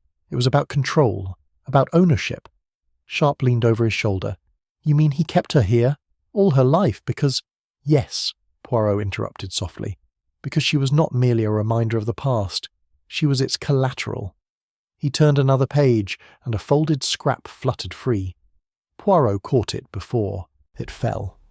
It was a small photograph, grainy, creased at the edges. Two women stood beside a young girl in front of Brackenford Hall. One woman was Lady Adeline. The other, Poirot's eyes narrowed, was not Evelyn's mother. It was Evelyn herself, older, wearing her mother's clothes. He stared at it for several seconds, then gave a small, grim smile. "Mon Dieu, the pattern. She begins to emerge." Sharp looked bewildered. "You'll have to spell it out, Poirot." Poirot replaced the ledger, closed the mirror compartment, and turned to face him fully. "You see, my friend, we have all been deceived by time. We assumed one story because the years arranged it so neatly. But what if the roles had shifted? What if the victim and the villain were never who they seemed?" Sharp frowned. "You're saying, what, that Evelyn wasn't who she claimed to be?" Poirot nodded slowly. "Or rather, that she was both. There were two Evelyn Greys, mother and daughter, sharing not only a name but a life that blurred until even the records could not tell them apart. The elder Evelyn, disgraced and hidden after her affair with Sir Reginald, died years ago in this house. The younger, her child, grew up under her uncle's thumb, believing her mother still alive somewhere, or perhaps believing she was her mother herself. It is the perfect cruelty, no?" Sharp stared at him, speechless. Poirot's voice softened. "Sir Reginald did not merely imprison her, he rewrote her. The fire that destroyed the family records, the forged birth certificates, the letters signed with two hands, all served the same purpose, to erase one Evelyn Grey and leave another, a creation entirely his own." Sharp shook his head slowly. "That's monstrous." "Yes," Poirot said quietly. "And when she discovered the truth, when she found her mother's body buried beneath this very house, it broke her. She confronted him, and in that confrontation, fate turned its wheel.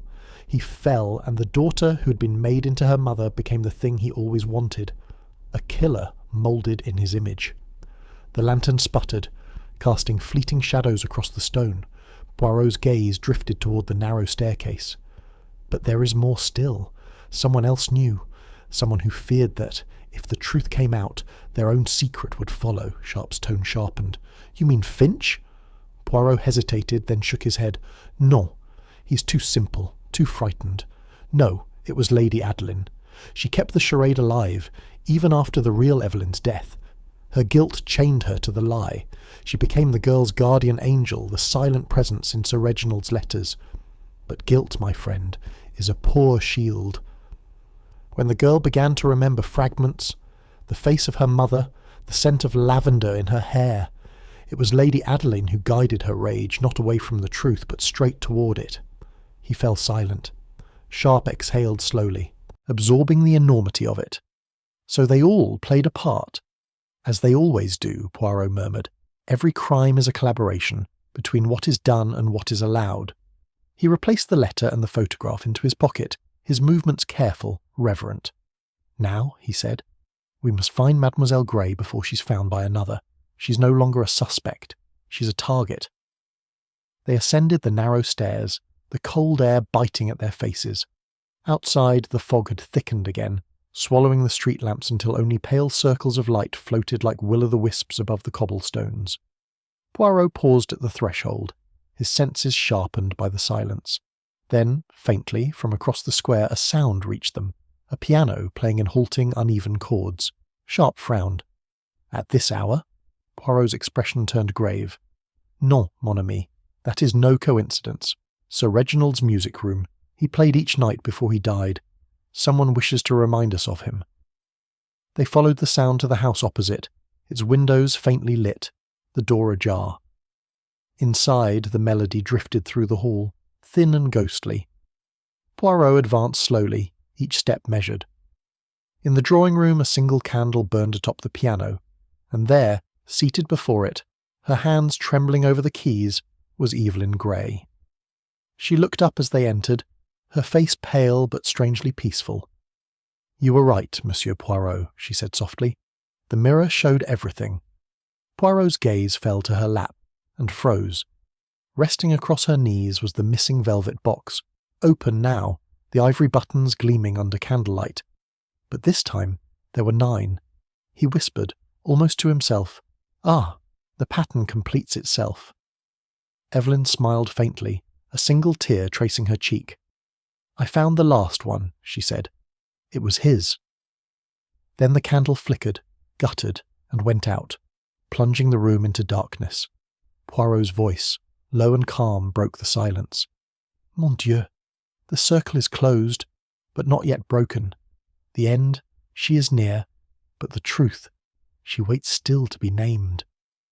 The darkness that filled the drawing-room was almost absolute, broken only by the faint orange pulse of the dying candle-wick.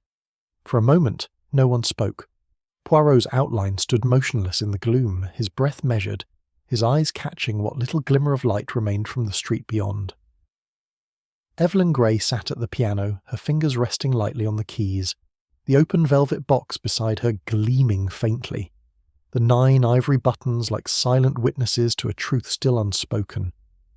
Inspector Sharp stepped forward first, his revolver raised though his voice trembled. "Don't move, Miss Gray, step away from that box." Evelyn did not flinch. "There's no need for fear, Inspector. The game is over. It was over the moment you found the mirror." Poirot moved closer, slowly, his polished shoes soundless against the rug. "You have been ahead of us at every turn, mademoiselle, but now you must tell me, why? Why this elaborate charade? Why all this theatre of vengeance, deceit, and death?" Her eyes glimmered faintly in the half-light. "Because, Monsieur Poirot, I wasn't trying to avenge my mother. I was trying to free her." Sharp frowned. "Free her? The woman's been dead for 15 years. Evelyn's gaze turned toward the piano keys, her voice steady but distant. "You think death ends bondage, Inspector? It doesn't. My mother was buried beneath his lies, her name erased, her truth twisted until no one remembered who she was. Sir Reginald killed her long before her body stopped breathing. I only unburied her." Poirot's voice softened, patient, coaxing. "Go on, mademoiselle." She closed her eyes, the faintest smile flickering at her lips. "He called it mercy when he brought us here. My mother was ill, so he said. Fragile, weak, unfit to be seen. He kept her in that house at Brackenford, hidden away from everyone, even from me. When she died, he told me it was my fault, said I'd reminded her too much of him, and I believed him." Her voice broke, but she continued, words spilling like a confession that had waited too long. "I grew up thinking I owed him my life. He told me I was his redemption, that I carried both his sin and his salvation. But as I grew older, I began to hear whispers from the servants, things that didn't fit. I found the photograph, my mother beside Lady Adeline. I began to remember fragments, a voice, a song. My mother wasn't weak, she was silenced. Sir Reginald had locked her away because she threatened him, with knowledge, not madness. Poirot's brow furrowed, his eyes narrowing. Knowledge? Of what nature? Evelyn looked up then, her expression transforming from grief to something sharper, something dangerously close to pride. Of what he truly was. Sharp glanced at Poirot uneasily, but the detective's face was unreadable. Evelyn's voice dropped to a whisper. He wasn't my uncle, he was my father. A hush fell across the room. The faint echo of rain against the window was the only sound. Poirot's lips parted slightly, the words measured as though spoken from the edge of revelation. Mon Dieu, your mother's disgrace. It was not an affair at all. No, Evelyn said, her voice trembling. It was a crime. He seduced her when she was still in Lady Adeline's care, promised her love, protection. Then when she fell pregnant, he disowned her and destroyed her name to protect his own. When I was born, he took me away under the guise of mercy. He raised me as his ward, but always under his control. He made me believe I was his niece, his property, a living reminder of her shame. And when my mother tried to take me back, her eyes glistened. He killed her. Sharp swallowed. You're saying he murdered her outright? No, he was too careful for that. He told her the only way she could see me again was to confess herself insane. He sent her away to a private asylum under a false name. She died there a year later. I didn't learn the truth until I found her locket buried beneath the floorboards of his study. Inside was her name, and mine, the same, Evelyn Grey. Poirot said nothing for a long moment. His gaze rested on her face, the flicker of pity behind his precision. And so, you chose to destroy him as he destroyed her, she nodded slowly. Not through blood, not at first. I meant to expose him, to let the world see what he truly was. I stole his letters, his ledgers, everything. But when he discovered it, he laughed. He said no one would believe me, that I was my mother's daughter in every sense, hysterical, untrustworthy, unfit. I saw it in his eyes. He meant to do to me what he did to her. Poirot's voice was a whisper. So you struck him? I didn't plan it, she said, almost pleading. He was shouting, calling me by her name over and over. Evelyn, Evelyn! He said we were the same, that he could start again. He reached for me and I saw her, my mother, trapped behind his eyes. I picked up the poker and hit him. Once. And then? Nothing. Just silence. Sharp stared at her, his hand tightening on his revolver. And the buttons? Why those? A ghost of a smile touched her lips. They were his trophies. He'd kept one for every woman he destroyed, every life he bent to his will. The last one was mine. I took them all and lined them up so he'd see, even in death, that his collection was complete. Poirot's gaze fell upon the box once more. 9 buttons. He counted them silently. And the 9th?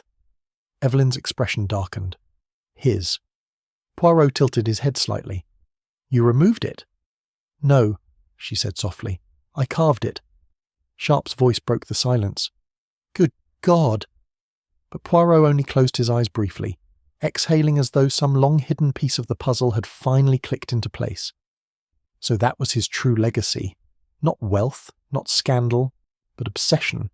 He wished to preserve his power through suffering even beyond the grave. And you, mademoiselle, you became both his creation and his undoing. Her voice trembled, yet her words held a strange serenity. He said I'd never escape him, that I'd carry his name, his blood, his shadow wherever I went.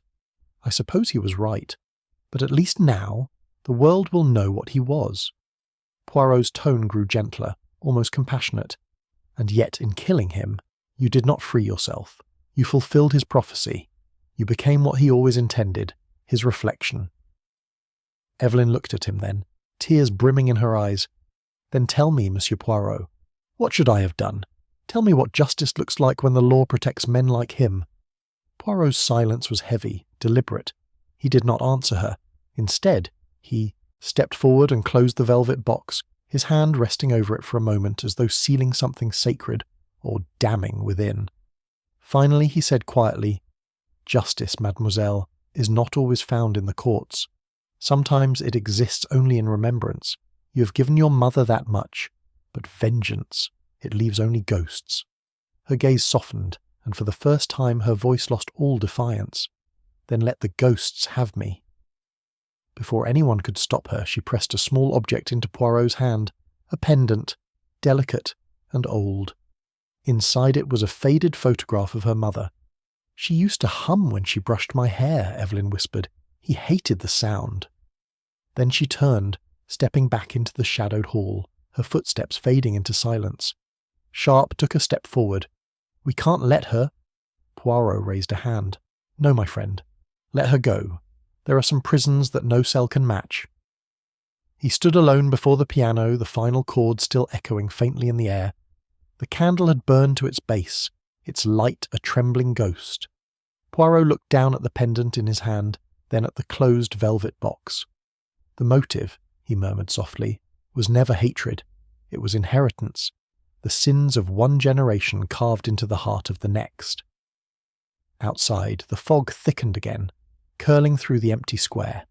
The wind rattled the window panes, and in its faint, mournful whistle, Poirot thought he heard a woman's voice humming, low, fragile, and finally free.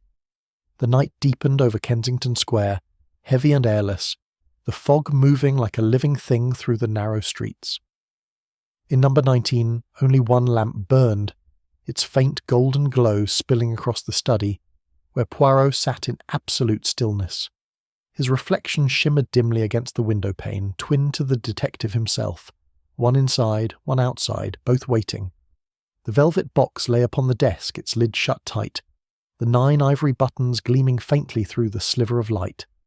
He had sent Inspector Sharp away hours earlier, insisting he needed solitude to complete his notes, though both men knew that wasn't true. Poirot's instincts whispered that the game was not yet finished. Evelyn Grey's flight had been too calm, too deliberate. A woman crushed by guilt would have run blindly into the night, but Evelyn had moved with purpose. She was still playing the game, only now she played it alone. At precisely 11 o'clock, the grandfather clock in the hall began to chime. On the final stroke, a floorboard creaked. Poirot's head lifted slightly, his eyes glinting. The sound was soft, careful, a practiced footstep rather than a trespasser's blunder. He rose from his chair, adjusted his cuffs, and turned toward the door. "Mademoiselle Grey," he said quietly without turning on the light, "you are late." There was a pause, then her voice, low, steady, unshaken. "You knew I would come." "Bien, sir," Poirot murmured. "The guilty always return to the scene, not out of remorse, but to see if their creation still lives. You did not flee London. You waited for me." The door closed behind her. The faint glimmer of lamplight caught her face, pale, hollow-eyed, her hair damp with mist. In her hand a revolver gleamed, the same small pistol once kept in Sir Reginald's desk. "You've been clever, Monsieur Poirot," she said softly. "Too clever. You should have let it end when I walked away." Poirot regarded the weapon with mild curiosity. "Ah, I see. It is to end here, then? A second shot to follow the first? How poetic. How English." Her lips trembled, though her hand remained steady. "You think this is poetry? You think I want to kill again?" "I think," Poirot said gently, "that you have not yet decided what it is you want. You came here because I hold something you cannot bear to leave behind." He reached into his pocket and withdrew the small silver pendant she had given him, the locket containing her mother's photograph. The chain glimmered faintly as it caught the light. Evelyn's breath caught, her eyes flicking toward it despite herself. "You returned for this, n'est-ce pas?" Poirot said softly. "Not to silence me, but to reclaim her, the only thing he did not take from you." She hesitated, the pistol wavering.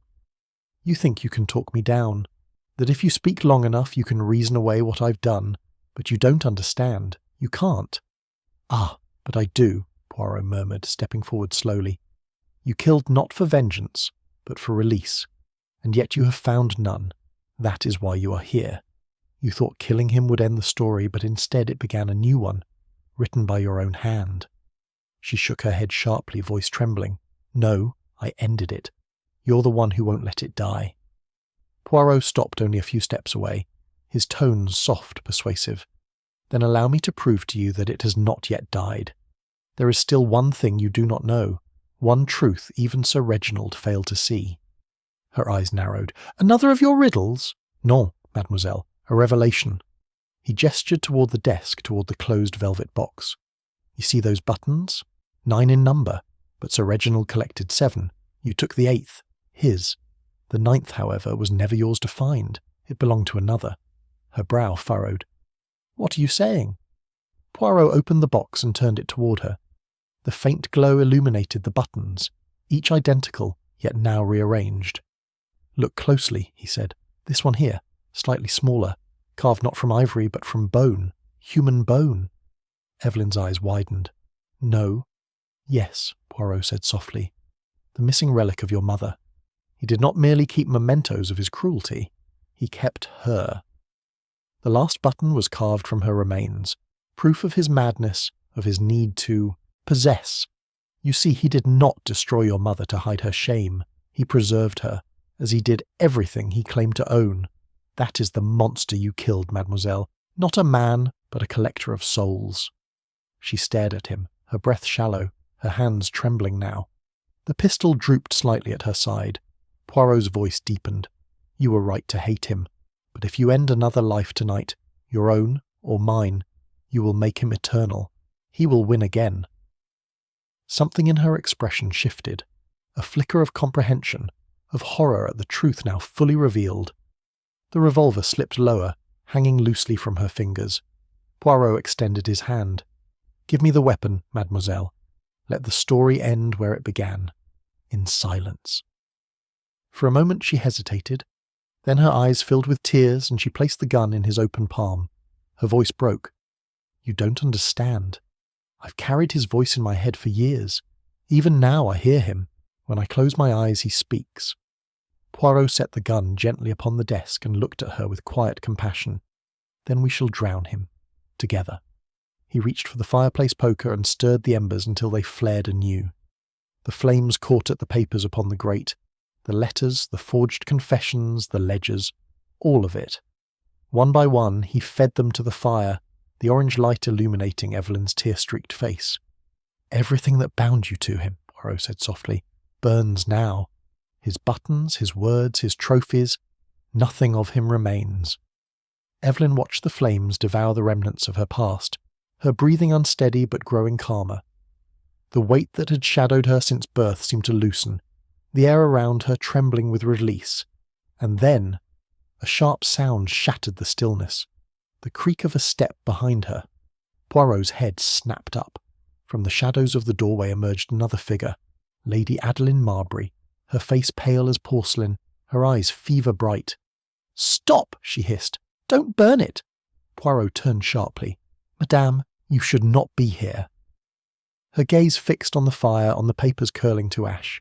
"You don't understand. Those records, those letters, they're not just his. They're mine. I helped him. I wrote half of them." Evelyn stared at her, frozen. "You... what?" Lady Adeline stepped forward, trembling, her voice rising with hysteria. "He said he loved me once, that if I helped him control her, she'd be safe. I believed him. I believed every word.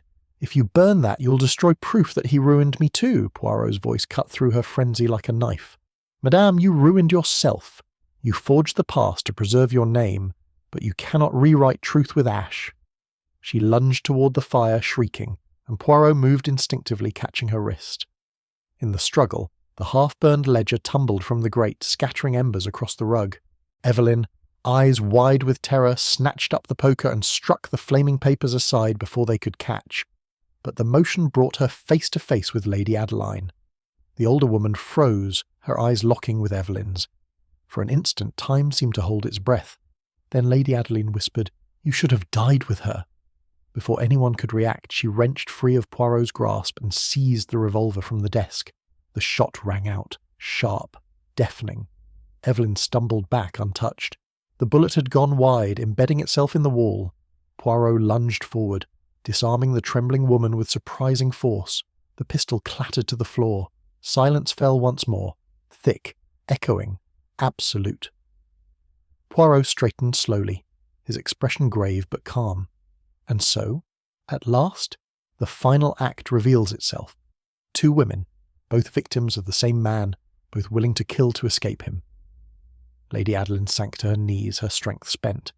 Evelyn stood motionless, tears streaking her cheeks. Poirot looked from one to the other, his voice quiet but resonant. He destroyed you both, but tonight neither of you shall destroy yourselves. The dead have taken enough. He turned to Sharp, who had just burst in from the hall, drawn by the sound of the gunshot. Inspector, Poirot said, his tone weary yet firm, the case is over. Take them both. But remember, this was not the work of malice, but of madness born from cruelty. As Sharp led the women away, Poirot returned to the fireplace. The last of the flames flickered, then died, leaving only smoke curling through the room. He whispered to the darkness, almost tenderly, "Order is restored, yes, but at such a cost." And when he finally left the house, the fog was thinning at last, the first hint of dawn brushing the rooftops of Kensington Square. Yet even as light returned, Poirot could not shake the feeling that the house behind him would never again be truly free of its ghosts. The morning after the confrontation at number 19 was unnaturally bright. The fog lifted as though the city itself were relieved to breathe again. The newspapers wasted no time in spinning their headlines. Tragic tale at Kensington Square. Heiress and aristocrat charged in notorious murder case. The world, as ever, moved on quickly. But Hercule Poirot did not. He sat alone in his lodgings, sipping his morning chocolate, a newspaper folded neatly beside him. The case, on paper, was closed. Lady Adeline Marbury and Evelyn Grey had both been taken into custody at dawn, one silent, broken, the other pale but strangely calm. Their intertwined confessions matched perfectly, every thread tying back to Sir Reginald's cruelty, his blackmail, his descent into perverse obsession.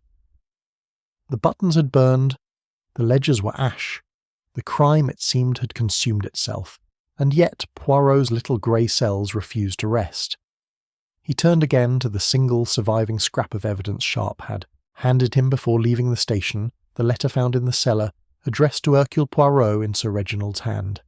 He read the words once more. The key does not open what you think. It unlocks the mirror, not the door. He had assumed that clue referred only to the hidden compartment behind the glass. But something gnawed at him still. Sir Reginald was not a man who spoke in metaphor. Every action of his was deliberate, every symbol a mask concealing precision. The mirror had indeed opened. But what if the message was not about the mirror at all? He folded the letter carefully and stood. "Ah," he murmured. "The case. She is like a reflection. Complete, yes, but reversed. We see the surface and call it truth, but beneath, there lies the real design." He left his lodgings and made his way back toward Kensington Square. Inspector Sharp was already there, overseeing the final clearance of the house. He looked up in mild exasperation as Poirot entered. "I should have known you'd come back. Can't stand a quiet ending, can you?" Poirot smiled faintly. "A quiet ending, mon ami, is too often a lie told to comfort the living." Sharp sighed. "If you're here to poke about again, be quick. The magistrate's already arranging the arraignment. Evelyn and Lady Adeline will stand trial together." "Together," Poirot repeated softly. "Yes, that is curious indeed. For you see, only one of them could have known how to place that 9th button. It was not there by chance. It was placed by the hand that wanted the story to end with symmetry." Sharp frowned. "You're saying one of them framed the other?" "I'm saying, Inspector," Poirot replied, "that one of them was still playing long after the curtain fell." He walked through the drawing room, his eyes sweeping across the familiar scene. The broken frame of the mirror still leaned against the wall. The faint scent of smoke lingered from the fire that had devoured the ledgers. Poirot moved to the piano and ran a finger along the keys. They gave off a faint, discordant hum. "The music," he murmured. "She played that night, did she not?" Sharp shrugged. "Aye, said she wanted her mother to hear it." Poirot pressed another key. Beneath the note, a hollow sound. His eyes sharpened. He reached under the keyboard and found a narrow slit concealed in the wood. With a soft click, a hidden panel sprang open.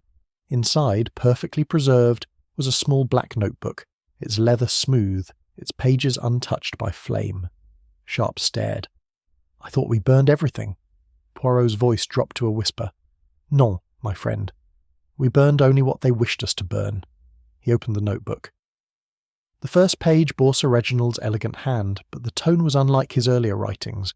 These were not ledgers or threats, they were records, entries written with an almost clinical detachment. March 4th. She grows restless. She asks about the child. Again, I tell her she must wait. The experiment is not yet complete. Poirot turned the page, his expression tightening. March 10th. Lady A believes herself complicit. It amuses me to let her think so. She is useful for now. Another page. April the 2nd. The child is clever, more than I expected. If she continues to mimic her mother so precisely, the transformation will be perfect. A living echo. The first of her kind. Poirot's hand froze. Mon Dieu, he breathed. Not guilt, not passion, not revenge. The man was conducting an experiment. Sharp leaned closer. Experiment? On what? Poirot closed the book slowly. On identity itself. He turned, his gaze distant, his voice low and grave. He did not merely raise the girl as his ward. He tried to erase her, to replace her. He wanted to prove that memory and blood could be rewritten, that the sins of one life could be moulded into another. He believed he could create a perfect reflection, an eternal legacy of control. Sharp stared at him. That's madness. Yes, Poirot said quietly. And yet, madness requires accomplices to thrive. He turned another page. The last entry chilled him. April 18th. She has begun to suspect. Lady A fears discovery. I have left instructions should the experiment fail. The key will guide the next hand to continue the work. Poirot looked up sharply. The next hand? Sharp frowned. You mean one of them kept it going? Poirot's eyes moved toward the fireplace, where ashes still smouldered faintly in the grate. No, my friend. Someone who was never meant to end it at all. Before Sharp could respond, a voice echoed softly from the doorway. You shouldn't have come back, Monsieur Poirot. They turned. A constable stood there, one of Sharp's own men, a quiet, unassuming fellow who had handled the evidence for days. But now, his face had changed. Calm, purposeful. His revolver pointed steadily at Poirot's chest. Step away from the desk, the constable said evenly. Both of you. Sharp blinked. Wilson? What the devil? Do as he says, Inspector, Poirot murmured. His voice was calm, but his mind raced. Tell me, mon garçon, was it you who delivered the letter to me in the cellar? Wilson's eyes flickered just once. You were meant to find it, yes, but you were supposed to stop there. You were not supposed to dig further. Poirot smiled faintly. Ah, so it is you who continues the experiment. Sir Reginald's apprentice, perhaps? Wilson's grip tightened on the gun. He found me when I was 14. Said he'd teach me what true intellect meant. He said memory was malleable. That identity could be carved and polished like marble. He wasn't wrong. Sharp took a cautious step forward. You helped him. You knew about the girl. I made her, Wilson said flatly.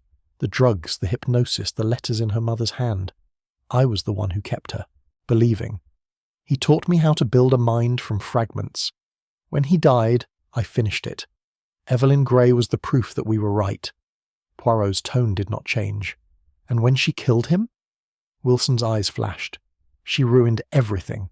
The perfect subject. Gone to waste. But Lady Adeline, she understood. She tried to protect the experiment, until you came along. He raised the revolver higher.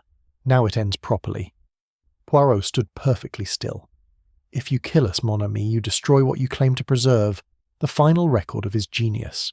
You will vanish into history as nothing more than a murderer. But if you let me live, I will ensure the world knows what Sir Reginald accomplished, what you accomplished. The constable hesitated just long enough. Poirot's voice softened further. Think, monsieur. You are clever, yes, but clever men know when they are being used. Reginald never cared for you. He only cared for the mirror, and you, alas, are merely the reflection. The words struck like a match in dry air. Wilson's hand twitched. Poirot moved swiftly, striking the desk lamp with his cane. It burst into light, blinding Wilson for half a heartbeat. Sharp lunged, the gun fired once, the shot ricocheting off the mantel before the inspector wrestled the weapon free. Wilson collapsed against the piano, gasping, fury and despair mingling in his eyes. Poirot approached him slowly. You see, mon pauvre, there is no mirror left. The experiment, she is finished. Wilson's voice was a rasp. You think you've stopped it. You can't stop an idea. Poirot looked at him gravely. "No, but I can bury it." By the time the police took Wilson away, dawn had broken over the square once more. Sharp stood beside Poirot, staring at the blood-stained carpet and the shattered glass. So in the end, the old man wasn't the worst of them. Poirot straightened his cuffs, his eyes thoughtful. He merely built the monster. It was his student who chose to become one. Sharp shook his head. "Do you think Evelyn knew?"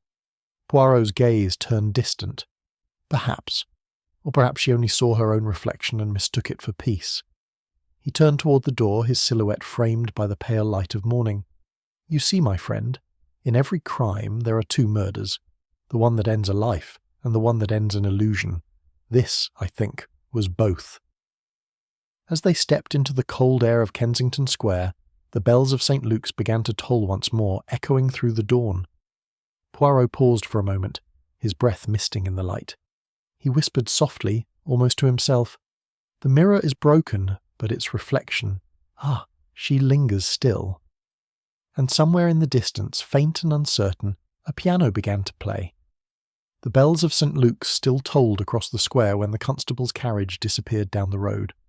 Poirot lingered by the iron railings, his gloved hands clasped behind his back, the rising light gilding his face with the weary calm of a man who had seen order restored at a cost too high to call triumph. Inspector Sharp came to stand beside him. "That's the end of it, then. The girl will get mercy, the constable will hang, and London will have its scandal." Poirot's eyes remained fixed on the house opposite. "Non, mon ami. The law, she may close her book, but the story, she continues to write herself." He turned and started back toward number 19. Sharp followed, muttering, "You mean to tell me there's more?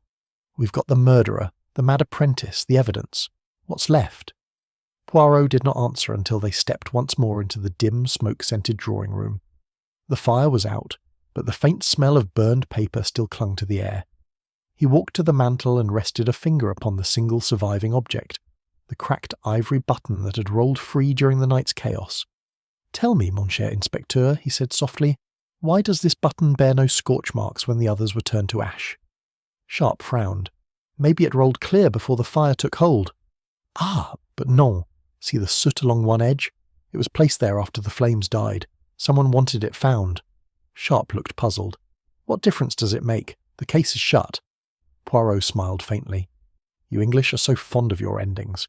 You forget that endings, they are merely beginnings written backward." He lifted the button, holding it to the window.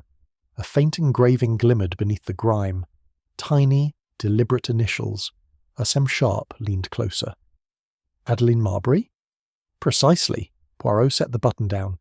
"It was not Evelyn who completed the circle. It was Lady Adeline herself.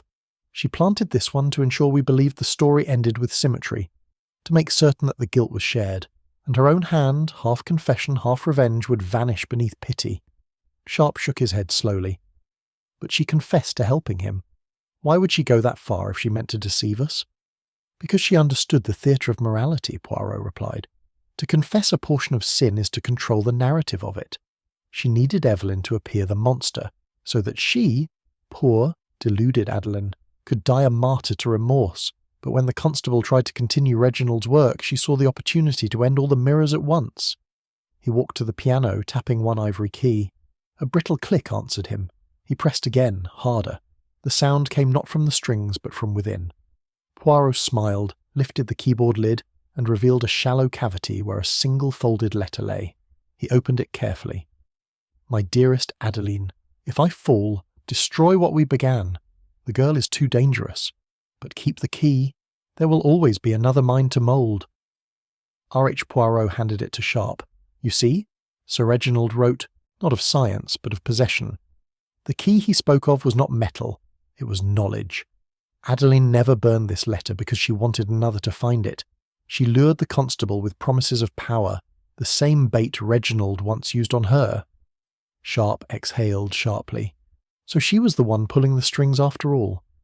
Poirot inclined his head. "Even as she feigned repentance, yes. She set the trap for Wilson, and in so doing ensured he would be caught, or killed, before he could expose her. The shot she fired at Evelyn was never meant to hit. It was a performance to seal her own legend as victim and saviour both." Sharp stared at him, incredulous. "Then why didn't you say so last night?" Poirot smiled faintly. Because she was already dying. The shock, the smoke, her heart, it was finished. Justice does not always need my voice to complete her sentence. He placed the button gently back upon the mantel. Let it remain, comme un souvenir. One symbol for each soul taken by pride. Sharp ran a hand through his hair. You're telling me she planned every step right up to her own collapse. That's devilish clever. Non, mon ami, Poirot said softly. It is not cleverness. It is despair refined into art.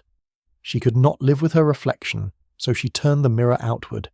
That is what evil does when cornered. It masquerades as confession.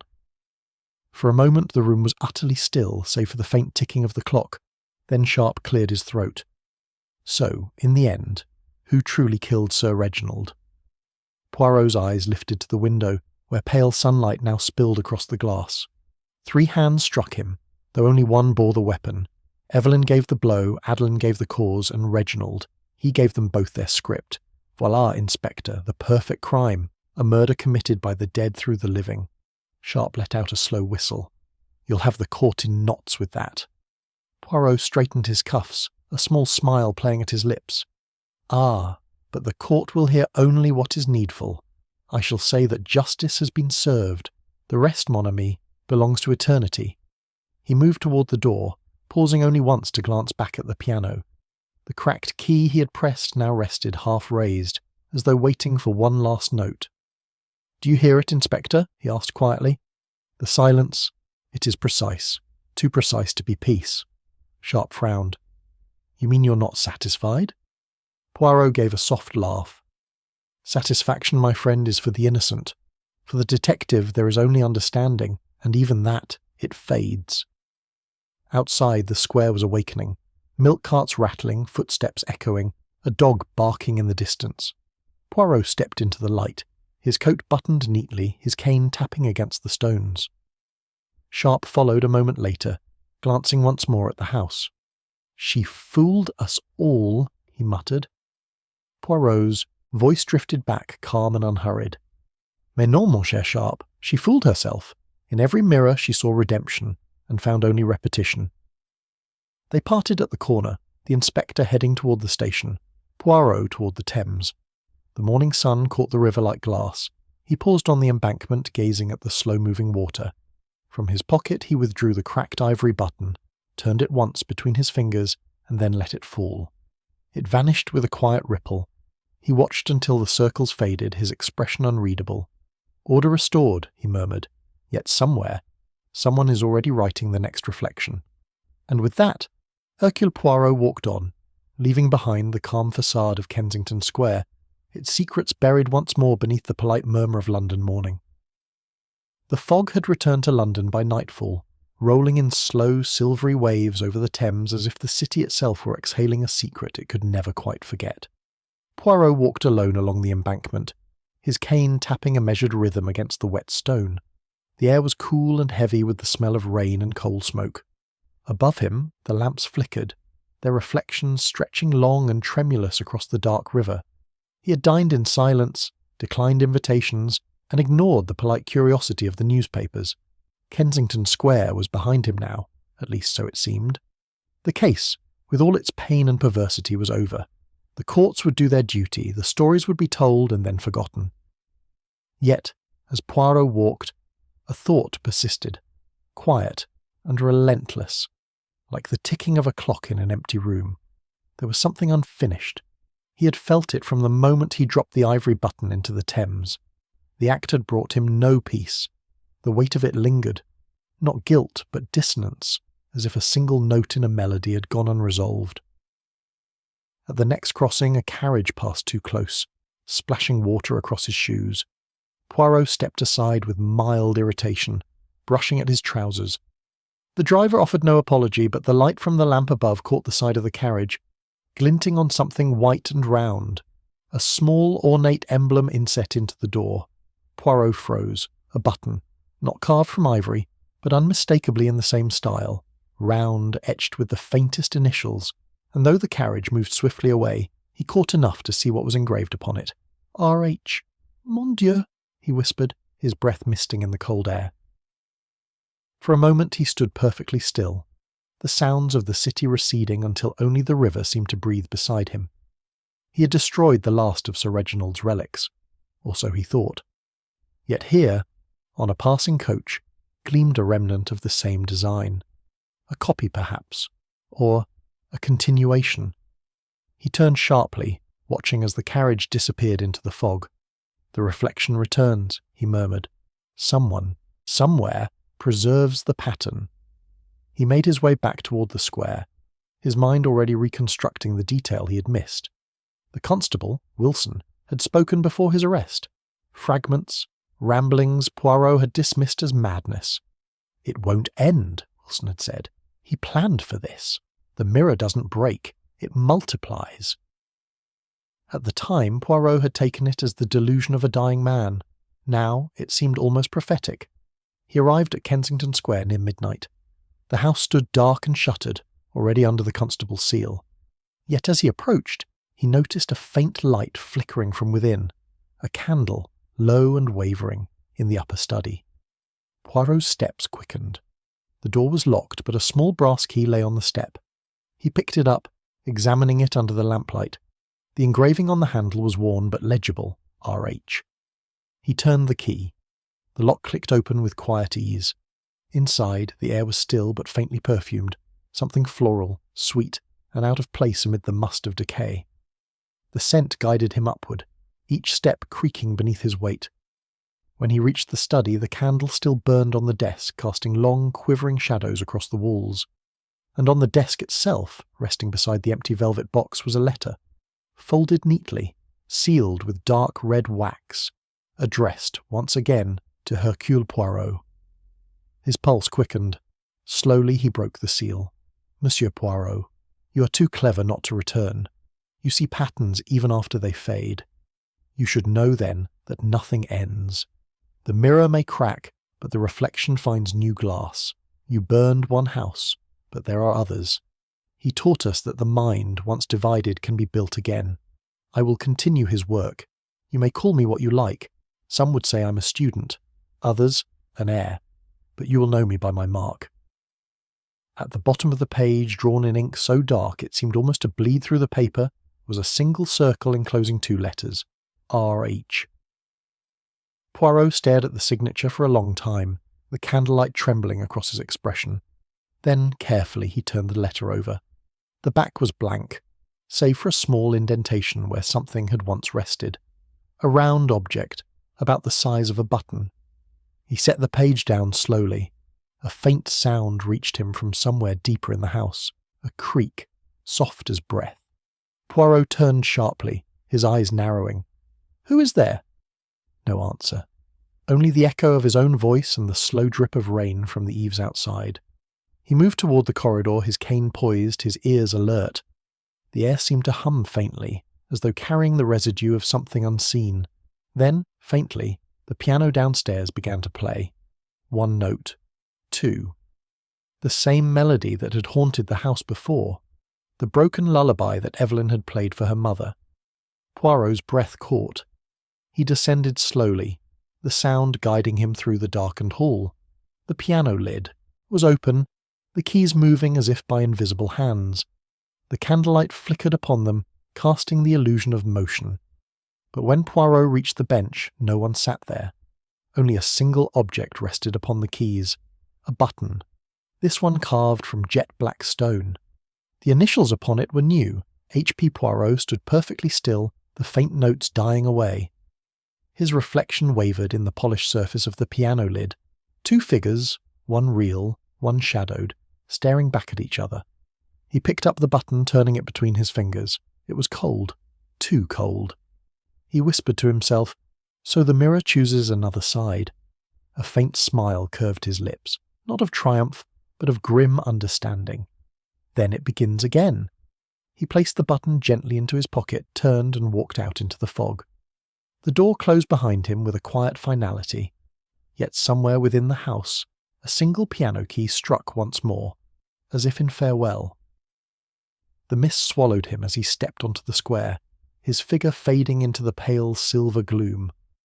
London's gaslights glimmered like watchful eyes along the horizon. and the river, patient as ever, carried secrets downstream.